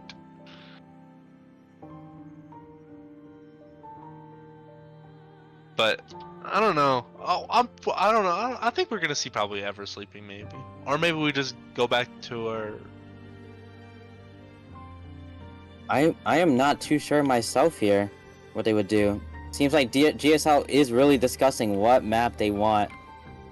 It is a very tough call. You need to close this. You have the lead, so making any mistake here could cost you that lead and lose the game. Rose is trying to find any opportunity of getting this back, so they need to make every right call, and starting with the right map. Tough position to be in for both sides still. Going into round 3 is always tough for a team. Yeah.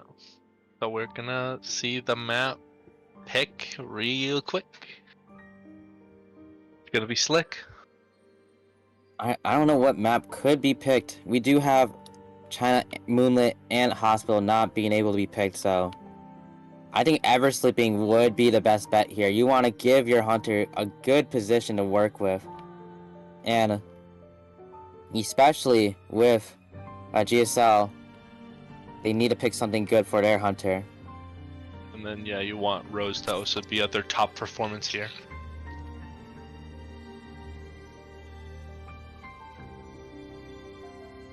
So I'm very curious to see. They are really thinking about this. This is very serious to them.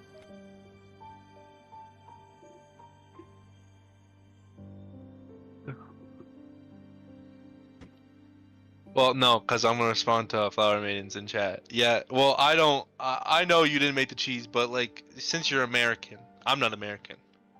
It's your fault. You're not American? I'm Canadian. God bless Ew, the yo, maple. any Americans in the chat? Any Americans here? Any non-Americans in the chat? Any Americans in the chat? W. You see, my mac Truly and cheese. patriotic. Go America! My mac and cheese is normal. Go It's called America! craft dinner because it's only craft dinner. Mac and cheese is good here. Nope. America better. We don't have any America's underground the best. vaults. We don't have America's any the underground best. vaults full of cheese. See, this is why America sucks.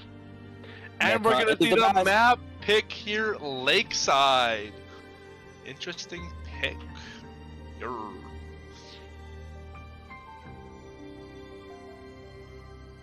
Lakeside has a lot of opportunities for a lot of hunters, so, and survivors. So, anything you want to see out of this matchup? Given I'm hunters really and whatnot? thinking right now. Lakeside is quite the map pick. And which side is going first with the faction? Oh yeah, we still gotta see whose faction. Rose gets to pick that. Yeah. I think that GSL has something planned up their sleeve if they picked Lakeside here. I just don't know what exactly. Okay, Rose is gonna pick their hunter here. So maybe they got something devious cooking. Maybe they got a breaking wheel for all I know. You know what? We haven't seen a breaking wheel this tournament, I don't believe. I don't know if it would be Breaking Wheel. Is Breaking Wheel even that good here? There is a lot of windows. Nah, I don't think he's that good, but you know what? I want to believe, right? They play Smiley. Why would they not play Breaking Wheel? You know, it's the same character. True. It's just that I truly don't know what it could be. Lakeside is a tough map to call. It's pretty much in the middle in terms of Hunter and Serve, in my opinion. And just very difficult to work with. And with Rose going first, the Hunter needs to get a good position for their serves to work with. Whether it be at least a 3k or a 4k. They can't go for any less. If they get a tie, then he needs to Also, depend we're his gonna serves see to it. 4k. Yeah, right. They're gonna see a different hunter too, right? Yeah, and we do have a different Hunter here. This is going to be very, very difficult for They might got the some Hunter though. crazy picks on the line, you know, on call. What picks do you think is going to be?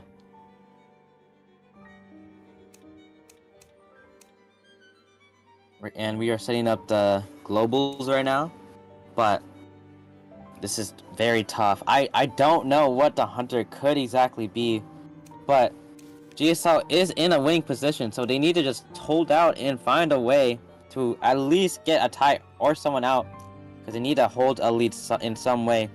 Getting 4K is unacceptable here for them, because it would put their Hunter in a tough spot.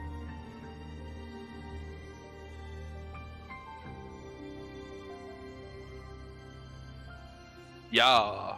Yeah. Yeah. Yeah. This is quite the matchup to see, and I'm it going excited. into round 3. I'm very excited too here. Rose's Hunter really needs to figure a way out. They do have good globals to work with Clown and Goatman. They have Paula still open, Ivy open, Opera open. Lakeside is a tough match to work with, but you know, you still have options even with all those bans. They can still What work even this the something. is going to be here? You think it's just going to be Ivy, Cullah, just to remove all the usual suspects? And looks like, yeah, we're going right into the picks and bans of the first half of round 3. And I think maybe, honestly, it could be just Hala Ivy. That would be a safe bet. Or Hala Opera if they know what this Hunter plays. Anything could be possible here.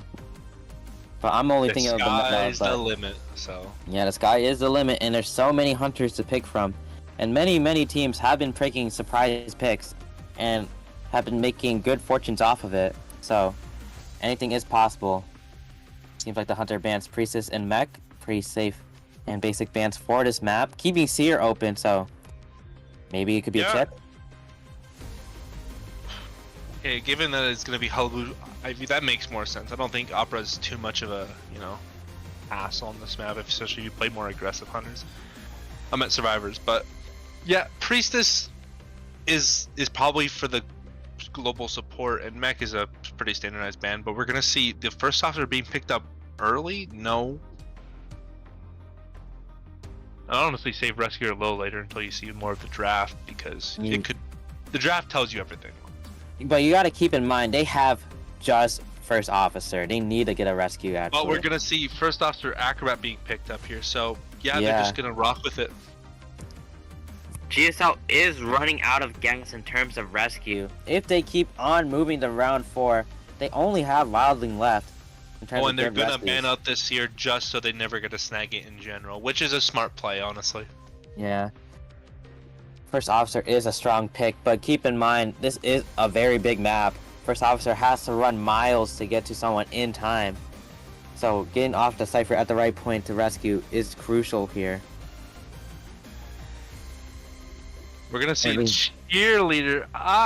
Cheerleader can reset both Acrobat and first officer, I guess, but Cheerleader has the potential, but if she's getting chased, I don't know.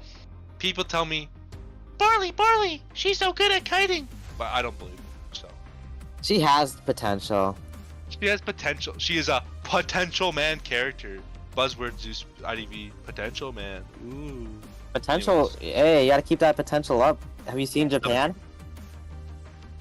Have you seen, We're gonna see the forward being banned. Oh my god. And look at that. So and we have the Weeping! Oh my god. Weeping with Cheerleader here. Very strong combination. This is very difficult to work with. You have a strong kiter, you have 2 people who can support, and a solid rescue. This is a very good team comp. It's just that the hunter needs to catch a mistake off of him to make this work. But honestly, this is a pretty solid, build for everyone here,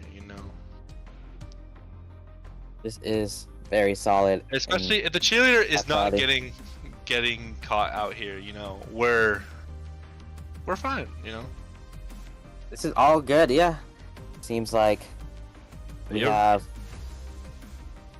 them making up their builds. I would like to see how they would spawn with this said support. I'm just curious who the hunter will be here, because it could be anything. In my head, I feel like Opera's good here. I feel like Opera's really good into this. Yeah, you got Cheer. But Cheer and Weeping, there's a few characters that directly attack them, which is pretty good. Like, Weeping support's gonna be huge with Cheerleader, though. I mean, if you have a crazy Gamekeeper, right? Hear me out. Gamekeeper could go insane here. True. Counters the Weeping, counters the Cheerleader, does well into first officer if you're like a god. So it's very hard to work with, but I just think that Opera is good here, just chasing down Cheer and Weeping, who aren't necessarily that great. First officer and Acrobat, very tough chases, but Cheerleader and Weeping are definitely doable here for an Opera. Can't be too sure though. What? And we get another Wax! Waxception! Wax. I think Wax is good here. Is not bad here. Especially when you have the first officer pickup, it's pretty good into here. Yeah, he needs to still get a quick down though. Keep in mind though, Borley, first officer has slow decoding, Cheerleader has slow decoding, and Weeping has slow decoding. So. Oh yeah, I keep forgetting Cheerleader has slow decoding. I always forget about it.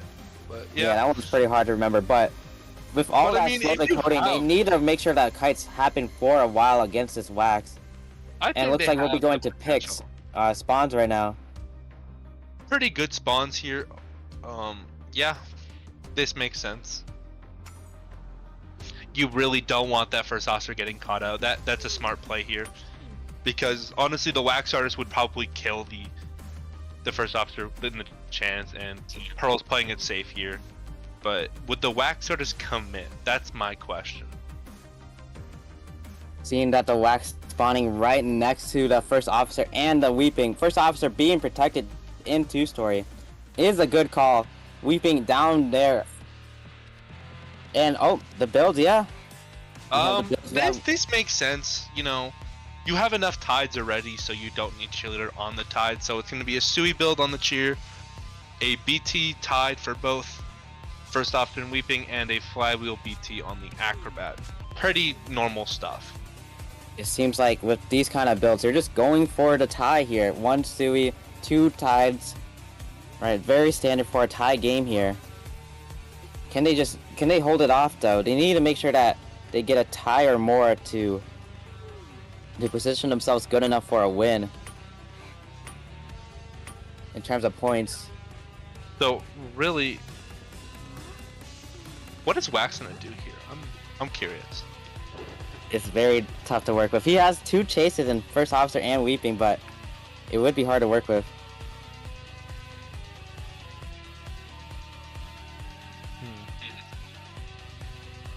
Quite peculiar. I ponder. Gonna get into the gameplay so quickly. This will be round 3 in the first half of the match versus GSL versus Rogue. I'm very curious to see how this Hunter plays it off. Going straight for the Weeping here. Interesting play, which can work given the tile that, you know, Devil's really playing in here.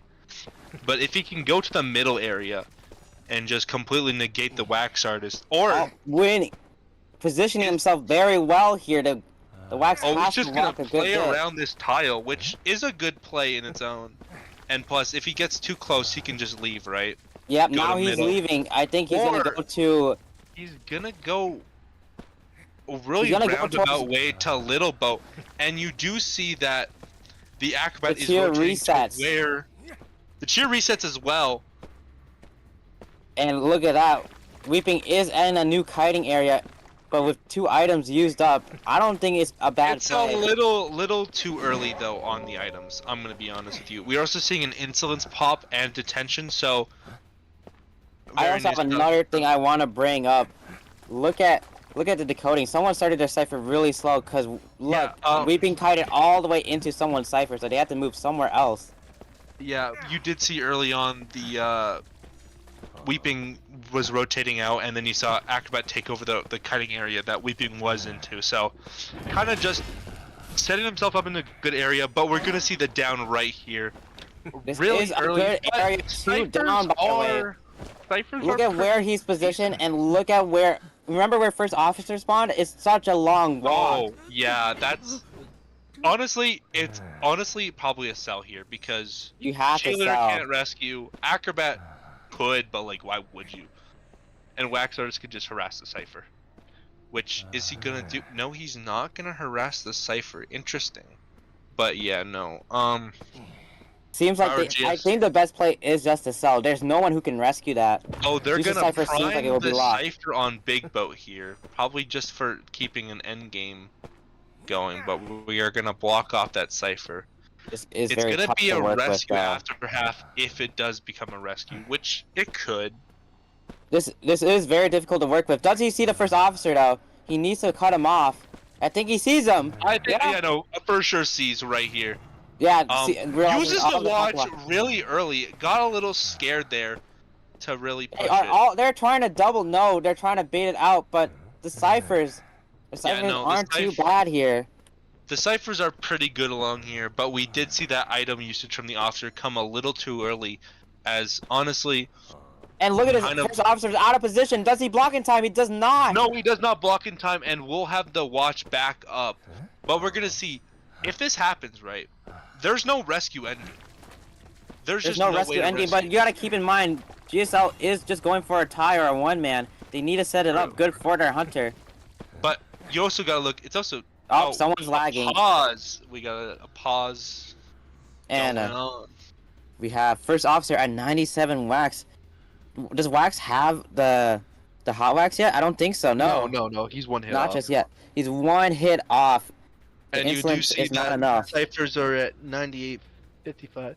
Yeah, they're pretty good in a good spot, but if we do see the early down on to first officer, it can really backfire hard. I see a potential for a 4K, even with the ciphers being rather fast. If no one can rescue this, and he plays the end game right, he could get a 4K. He doesn't have trump card, but he is carrying warp, so you could, as the serve team, presume that he has detention. And with detention in mind, he does have the potential for a 4K. It's just really hard to pull off in this position. The Weeping did do a decent enough kite with the decoding. And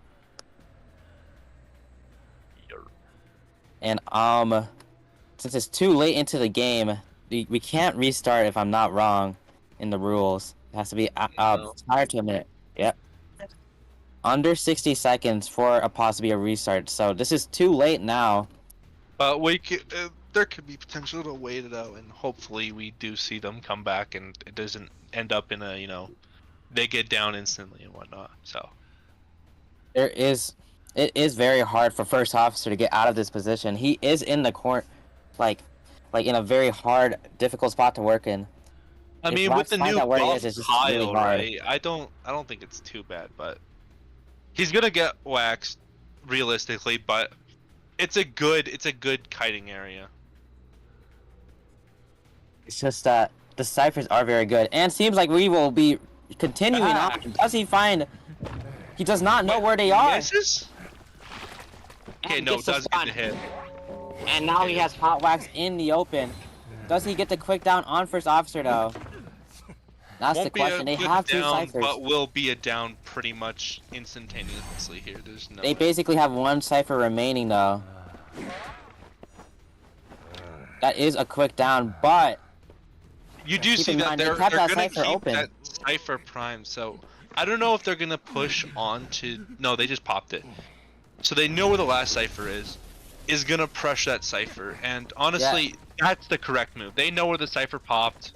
Yeah, they know that the other serve is very far, and Zeus needs to kite away from the cipher being pushed. He needs to hit the perfect flywheel here. Doesn't hit the flywheel. Doesn't hit the flywheel, gets the quick down on Zeus! Oh my god, this might be a 4K, because they do not have the cipher. Does he get the rescue before half on the first officer though? He does. I do think that's gonna happen, but both cheers are gone, so the resources are gone. Resources are gone. First, Zeus is chaired on the cipher with progress. They either need to reset or hard push the cipher, and Cheerleader gets the rescue somehow. At this point, you cannot reset, so you'll have to have Pearl on that cipher, and then just hope that Cheerleader does not get caught out here. Cheerleader has nothing to work with, so basically a flywheel that hopefully pays off. Again, another can you get it, Cheer? Cheer has to run away. The ciphers aren't enough. You can just go for the ciphers are so bad right now. There's nothing they can do right now. They need to just reset in some way, but it's so difficult when the Wax knows where Cheer is. He needs to just confirm that this rescue happens. They both left. This could be a 4K. This is looking like a 4K. Right here. Rose in the second half needs to find a way to get at least a tie to set themselves up for an overtime. There is potential for Rose now with a 4K in sight. So I don't know about leaving here, because look at the cipher. The cipher is in push, so you should probably go back to the one that has more progress on it, because if you lose that one, and we're gonna see that happen. Does see the Cheerleader here, so we're gonna see probably a down in a few seconds, because that cheer isn't really gonna get us much distance. I'm predicting another slugfest, Bortley. Yeah, it's gonna be a slugfest. First officer has no items to work with, and even if they did their, damnest best, it isn't gonna get us far. I think first officer knows where the person is decoding as well. Yeah, they're just gonna chair and go. Oh. No, or bring them along, because he knows where they are. They know that the cipher was pushed, so just bring them around town. Yeah. Bring them all the way over. Or are they just gonna chair? They're just gonna chair. This is difficult though, because they need to get one person out for the points.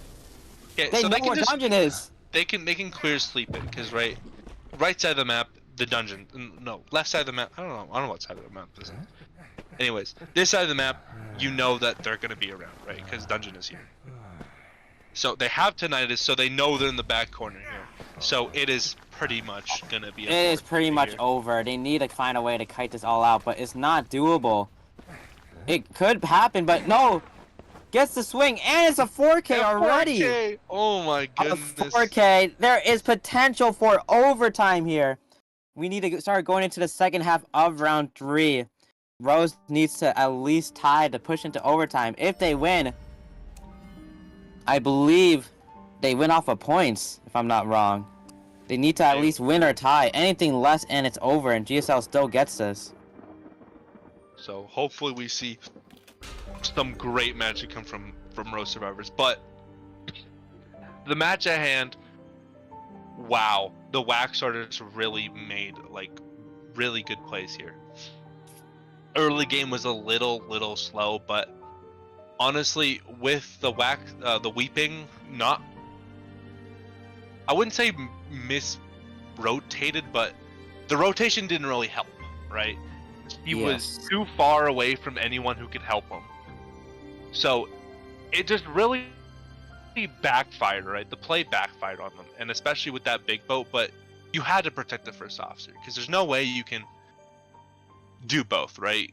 Get weeping in a good position and have first officer not be chaseable. So this is why that was kind of the misgivings of just having not a significant enough kite to really warrant, you know, a good base I for think an that endgame. and that really I think that the spawn is just really difficult to deal with Wax. Spawning someone down there at Big Rock against Wax is just always so difficult to deal with. You know, like what could that weeping really do other than have to double rock it? I couldn't tell you what they could have done better, but like it was a damn if you do, damn if you don't kind of situation. Like yeah, you don't really have a proper game plan that could really securely get you in a good spot and not screw someone over. That's the power of Wax right there. Is that Wax has the able body to screw someone over, and there's nothing in the control of survivors. Yeah. So.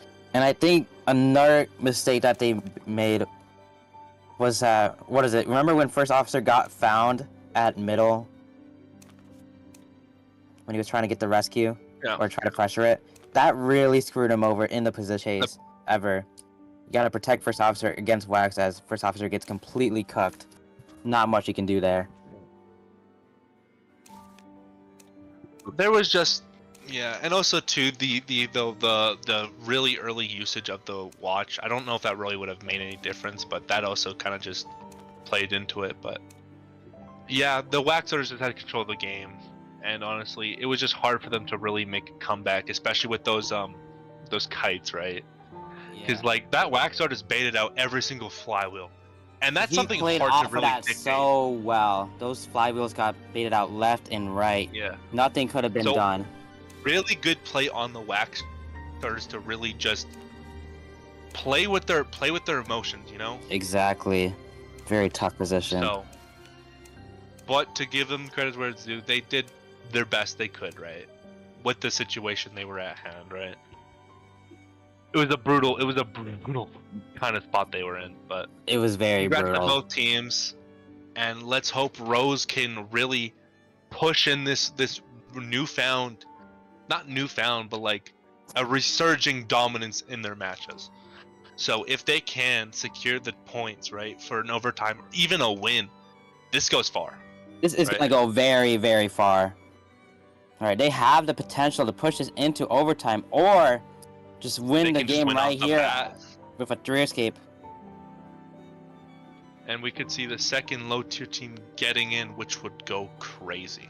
That would be super hype. And to shut down a very popular team like GSL. GSL needs to fight to make sure that they get into the top 16 here. Yeah. Both teams are really just trying to get to that top 16, and honestly, like I said before, no matter who wins, they're both winners at the end of the day. This is a great matchup. This is very, very entertaining. It's very close too.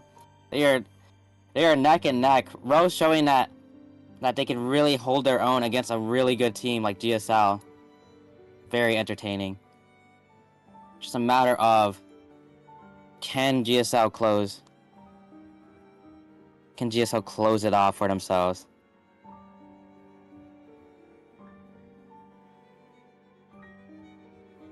Do you think we're gonna get like? No, we can't get a wax off anymore because they. Yeah, wax is gone. Wax is No man's gone. They. So what do you think they're gonna retaliate with? I do not know exactly. They need a. They need a win hunter. They need a win hunter here. Knowing. Actually, maybe they don't need a win hunter. No, they do. The hunter needs to at least prevent this from a tie, and you know, at the bare minimum tie, because then you push it to round 4. But you want to just end it off here and get a 3K. So realistically, probably ban-wise, we're gonna see the same thing that we saw from the other game, which is gonna be Hullabaloo and Ivy as pretty much they're good, consistent win hunters. So we might see an Opera being open. So how do you think that would play out? Or if you do see it? If I'm the hunter here, I would probably play Opera, or what are some other very popular characters? Hermit's been seen a lot. Hermit, yeah. See it. I'm trying to think of other ones. Is Ivy open? Ivy's still open, but they're probably gonna ban Ivy. Ivy's open, but they're gonna be banned out. Like I don't see. Yeah, I think they're just gonna ban Ivy and Hulla. So it's just a matter of what is left. There's a potential for like a control hunter like Clerk, Hermit, Dream Witch, or maybe they will just go for someone like fast downs like Nightmare. Did I hear Nightmare? Nightmare. I heard control hunters. You know, he is control hunters, and then you throw Nightmare out like the weakest one. Oh man. I mean, what we saw in preliminary matches for Koa, we had Fool's Gold pull out. You know, anything you go crazy indeed. For. Maybe a Percy. Maybe a Percy.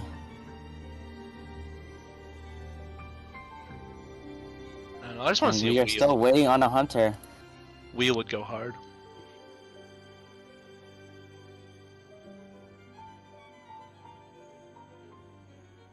All right, and we are still waiting on a hunter. They are in a very tough situation. This is very intense for both teams here. The mental state for these teams, they must be playing at their fullest, running out of gas soon. And looks like we have the hunter in. Everyone just needs to ready up now.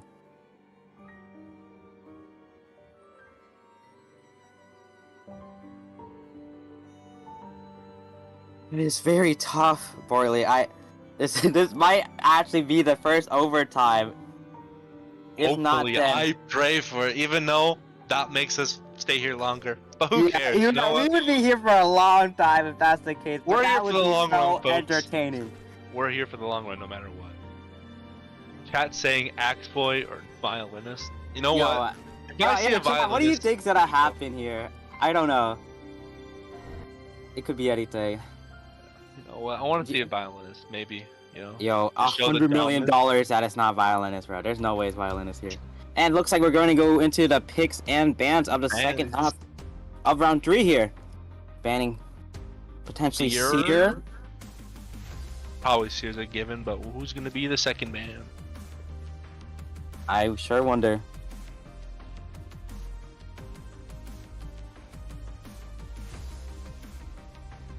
Trying to think. In this position, you need to play a hunter. Man. You need to play a hunter to get the win. Well, I mean, that makes sense. I don't know who they're gonna ban their second character, because like, it seems like they're trying to probably pick a character that's like more selective. It may be like a tie character, or it might just be Seer. Oh, they're gonna see Barmaid. So Barmaid. Honestly, oh my god, wait. Honestly, guys, lock in the Ivy ban. Doesn't even need to be explained. Yeah, lock that in. Breaking Wheel Ivy, so they might think. So my hopes and dreams are crushed. Wait. Do they have a meta still open? Is this a Hala? I mean, They it have could a be meta Hala. still open, right? Yeah. Oh my god! They have Hala still open! I mean, it could go good, it could go bad. It depends on how optimized this Hala Blue is, right? They want to take this Hala so bad. Oh my god. I mean, I'd fight the Hala. If they have a scary breaking wheel, you know, I'd be afraid. But I think Breaking Wheel is a reasonable ban here, but you gotta realize you have Hala still open. A meta hunter. I mean, if you want to look at it this way, the sheer balls on Rose for not banning Hala Blue, right? They're like, you know what? They are I know confident what in you the are. Hala. I know what you are, Dreamer, and you're a Breaking Wheel and Ivy player. Boom, absolutely obliterates Dreamer here. You know? Yeah, they're saying right to Dreamer's face, I want to go against your Hala, the second strongest hunter in the game. Challenge your hero. Yeah, they are challenging him right now. They're saying This that is we can aura tie a farming Hala. 101 here, okay? This is actually fear. insane. Aeroplanist ban here. We're gonna see an airplane as ban. But we do see a little bit of a mistake. Where's the mistake? Did he not ban in time? No, I think he banned, but then the other slot got burned. What does that mean? Oh! Basically, it skipped a step, right? Oh my god, wait, so... Yeah, I do not know if that means that they didn't ban in time. I'm not sure.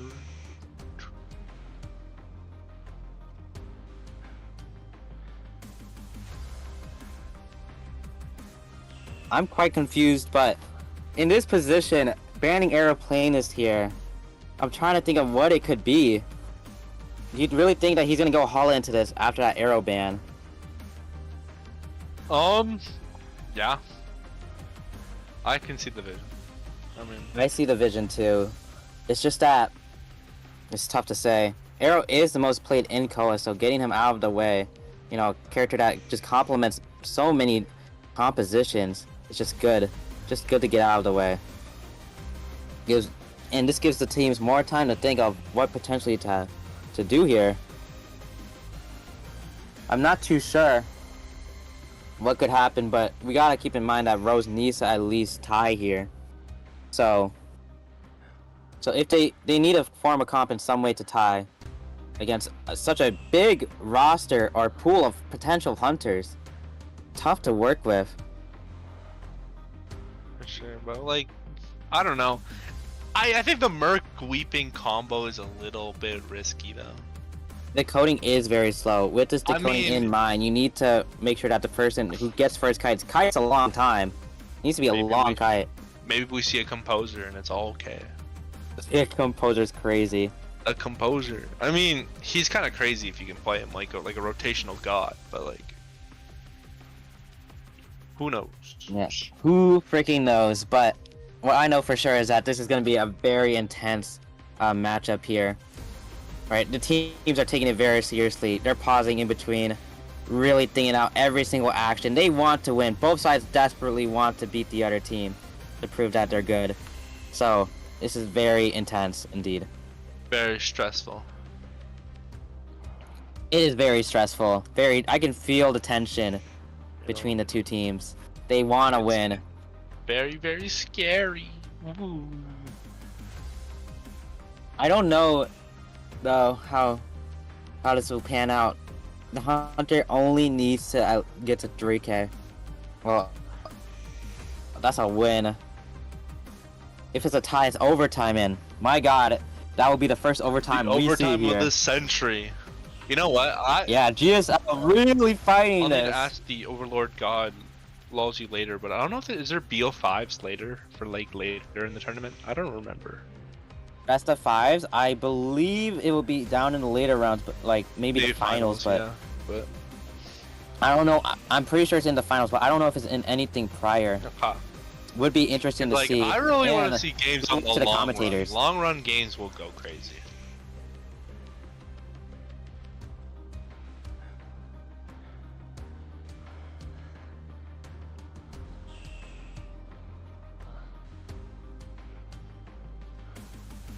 isn't that up to the other team if they want to redo?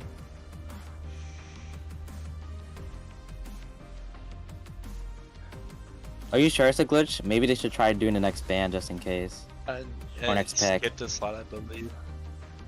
Yeah, it happened in Loon versus PMO, right? We were in that one, right? I believe so. Okay, so should we just restart it then? Yeah, just restart. Alright, we will be restarting the second half of round 3 here. Rewind time, guys. Yeah, just go all the way back. Just go all the way back. One hop this time. Bam. One hop this time. Bam.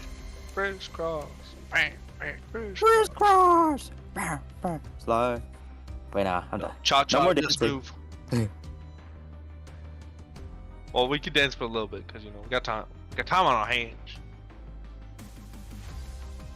Yeah, now, yeah, we can just dance around. Chad, how are you doing with this matchup? This matchup is really something else here. On a scale of 5 potatoes out of 7, what do you rate the matchup? Fair metric. I rate the matchup a 10 out of 10. Cinema. My God, I name it cinema out of 10. it's pure cinema, bro. Pure cinema. Absolute cinema.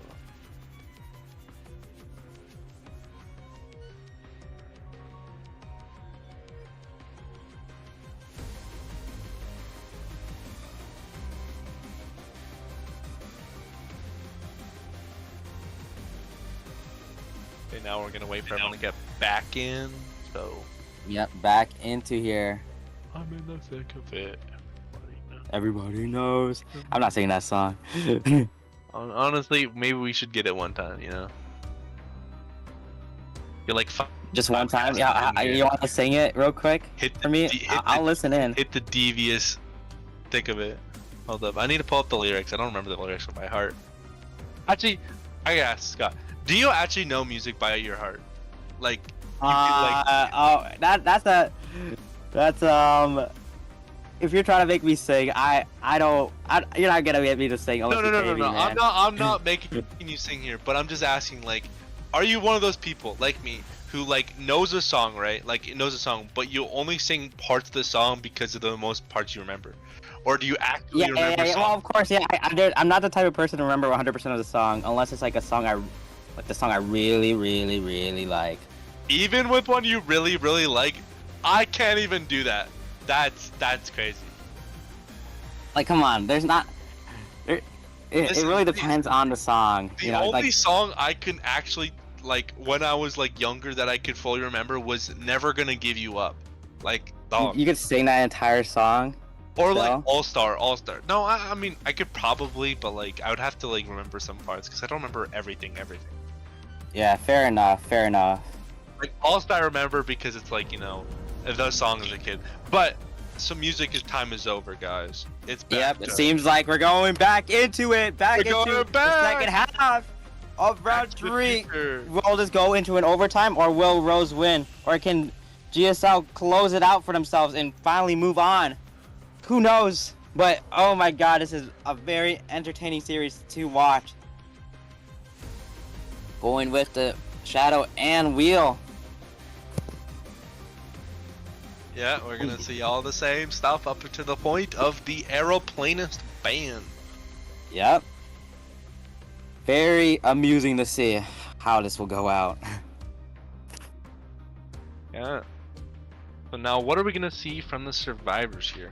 Now, like, Aeroplanist is a very interesting band because, like, in NA at least, he's a hard character to learn. I don't know many Aeroplanists who can play him perfectly. So, to me, he's a little bit of a... Not to be just to be a little humble. I got a pretty good arrow. You got a crazy one? Okay, yeah, well, I got a pretty crazy one. I got a pretty crazy one. But this time we're gonna see Awake gameplay, right? We're gonna see the crazy. We're gonna see the Aeroplanist. Yeah. Wait, they just picked cheer and they lock in the cheer pick. My bad, guys. Got a little off the rails. Had to glaze myself, but they picked cheerleader here. And we're gonna see the final ban being fire. Fire investigator being the final ban here. Any thoughts of who the character is? Holy lawyer! Oh, let's go! It's a lawyer! A lawyer in the match! In the round 3! I mean, so I was like, we got a decoder. I mean, that kind of makes sense, but like, also that's like really risky. That is very risky, but my god, it's a lawyer, bro. The hunter has to chase, or it's just gonna be fast decoding. Like all the other characters are slow decoders. Having lawyer around speeding up the game would not be great. Speeding up the game would be great. What? Wait. Oh wait, no, lawyer will speed up the game with fast decoding. So, but the problem is that like, well, lawyer get chased, but like he can go big boat. Yeah, the hunter has to chase the lawyer here, like, right? Who does a hunter pick here? Like, Opera? Maybe. Yo, Hall is still open. I'm just letting you know, Hall is still open. Hullabaloo's still open, but like, you gotta be confident in your Hullabaloo, right? If you're not, like, we're seeing. Yeah, if you're not right? confident in your Hullabaloo, there's no way you pick this. They are screaming in your face. We want Hulla. We want the Hulla. Right, they do not care that you go Hulla or not. Will Dreamer go Hulla into this, or will he go something else?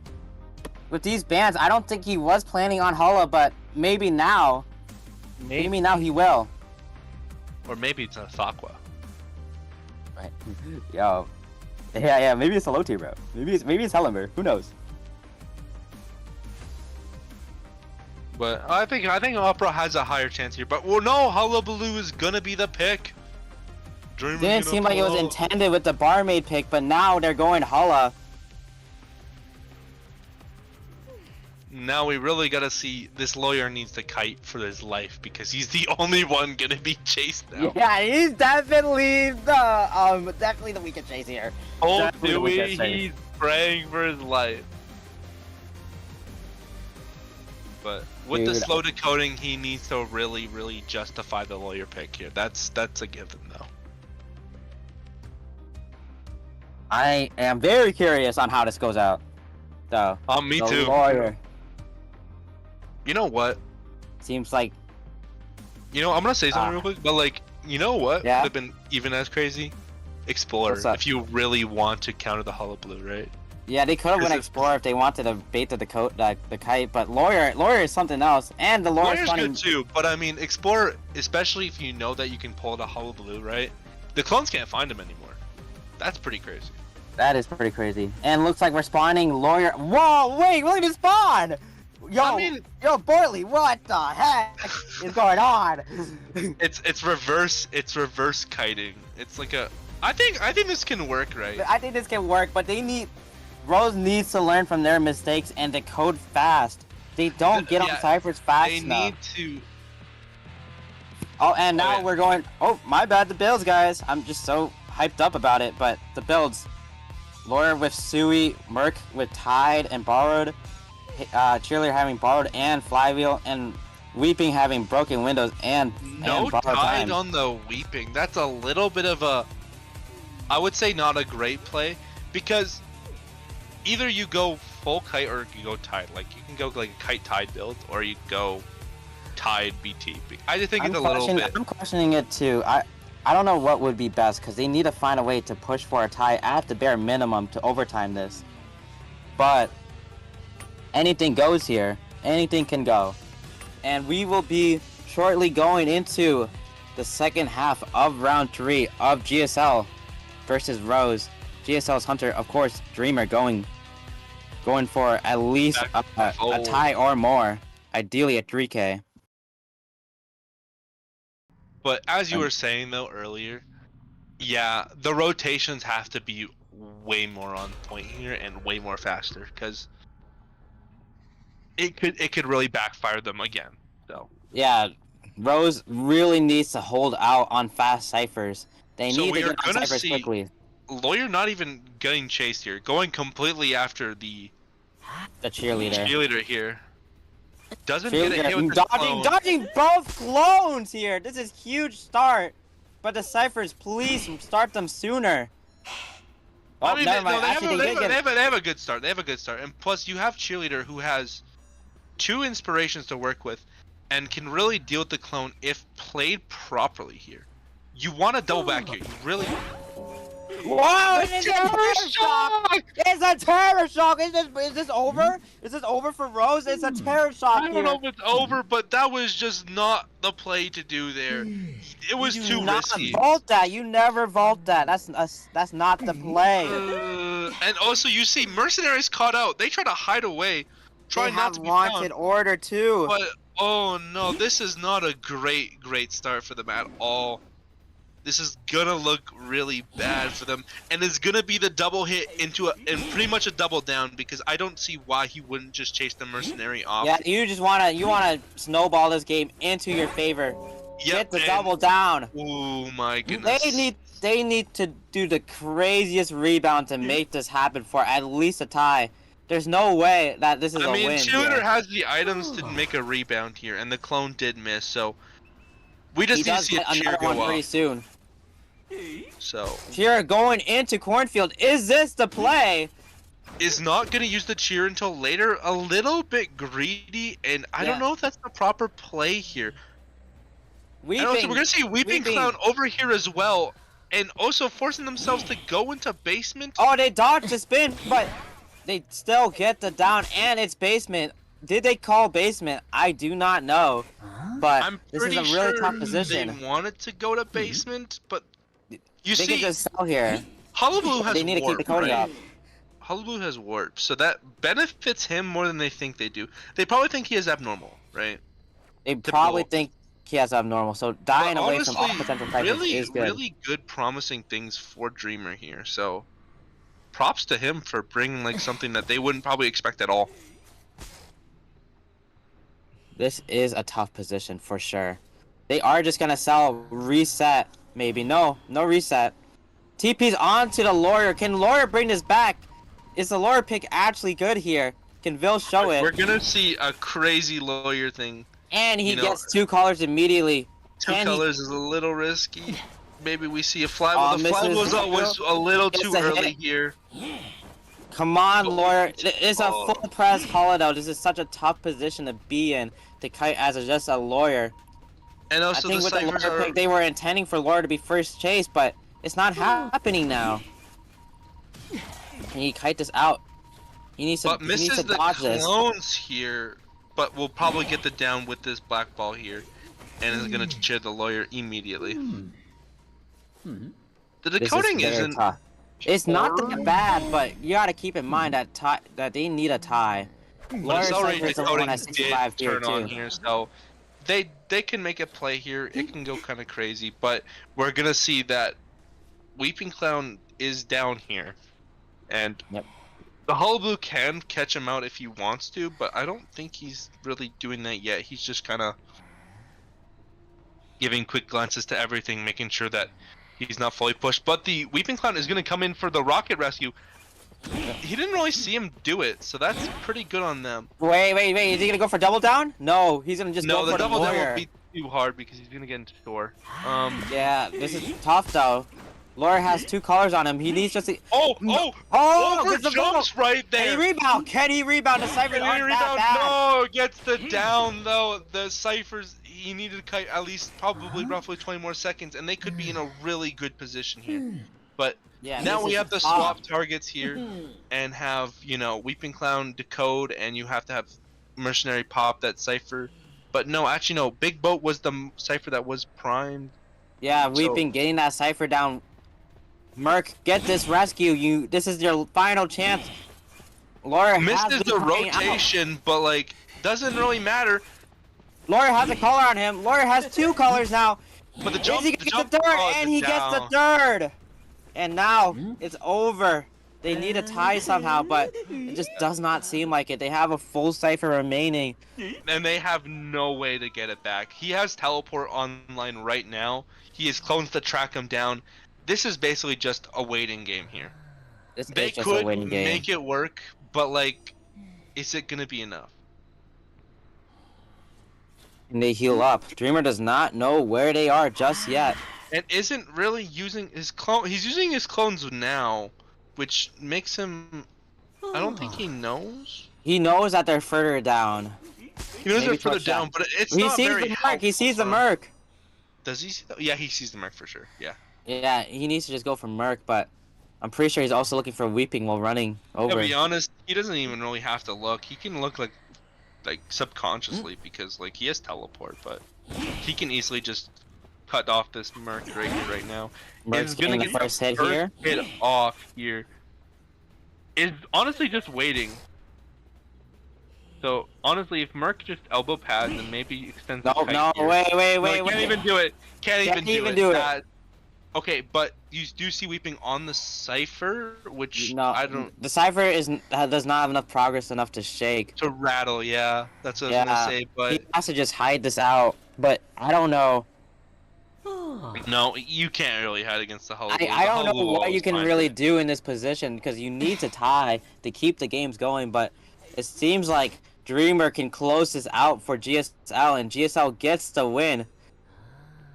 Not just yet, though. Weeping still fighting. Rose has been fighting every single round, trying to push for as much as they can each and every time. Just that, it's just so difficult to do so. Weeping using his rocket. We're gonna see the Weaving the Rocket. Hopefully, does not get caught out here. But it does go down here. He can just chair. He doesn't even need to go for the 4K. He can just go for the 3K. Actually, if he chairs here, he knows where he is. So I don't know why he left because. Yeah. I don't think it procs wanted. It doesn't proc wanted when it's this few stirs left. Well, no, I know it doesn't proc wanted, but like he has clones to find him. But I'm pretty sure she's gonna. He already won it. This is it for. This is it for them and Rose. Yeah. Still fighting. They don't want to give it up. They want to go for the one man. Yeah, no, they're not backing down. Pushing as much as they can against GSL. Never back down. Never what? Never give up. Never give up. And seems like this soon will be it. It is. I think got a little lost here, but it doesn't really matter. It's gonna. Yeah, this is already a win. You gotta give props to GSL here, winning this very close matchup. And it is the wrap for the Rose versus GSL match. Huge Both teams to the winners played phenomenally. Honestly, my favorite match my favorite matchup by far. You know, I thought there was very good hunter playing, very good survivor playing, a lot of missteps for both ends, but like overall, there was a lot there. You can tell that both teams are really fighting for it. They really wanted that win more, like very badly, and GSL was just able to close it out. So huge congrats to them. Also, big thing I want to say is that like you could see even then, right? The rotating, which we did like say that was kind of an issue. It wasn't there in that game, right? It wasn't there. They realized it from their mistakes for sure. And they realized, well, it's a Hullabaloo, right? We don't need to rotate too hard unless we know he's gonna commit to someone else, right? So very good calm placement and very good talks. It just kind of ended up in an unfortunate situation where Merc got caught out from wanted order and the chair on the cheerleader. And the cheerleader got a little too greedy on that early game because of the terror shock. So, I think the game would have gone completely different if they just didn't get terror shocked in the first 10 seconds of chase. Would have been a very different game we would have had. But good game to both teams. That was quite the spectacle to watch. And with that, we're going to come to the conclusion of this game. Big shoutouts to both Rose and GSL. Y'all did amazing. You're both winners to me and Scott. So. Yep. You guys are both winners. Yeah. Winners, yeah! Woo, we win! Any final words, Scott? Also, congrats to GSL to winning and moving on to round of 16. Alright, that is all I gotta say. Oh yeah, right. And we also get to see the Losley's bracket later. We got a live draw, guys. Come on, guys. You gotta watch the live draw. You need to be in the Discord for the live draw. Come on. Be there. You need to be there for the live draw. Premier Tourney, Losley bracket. Premier Tourney, round of 16. Come on. Fish and chips in it. Fish and chips. And yep, that will be all for us. See you guys. Be there for the live draw. Be there for the live draw. Live draw.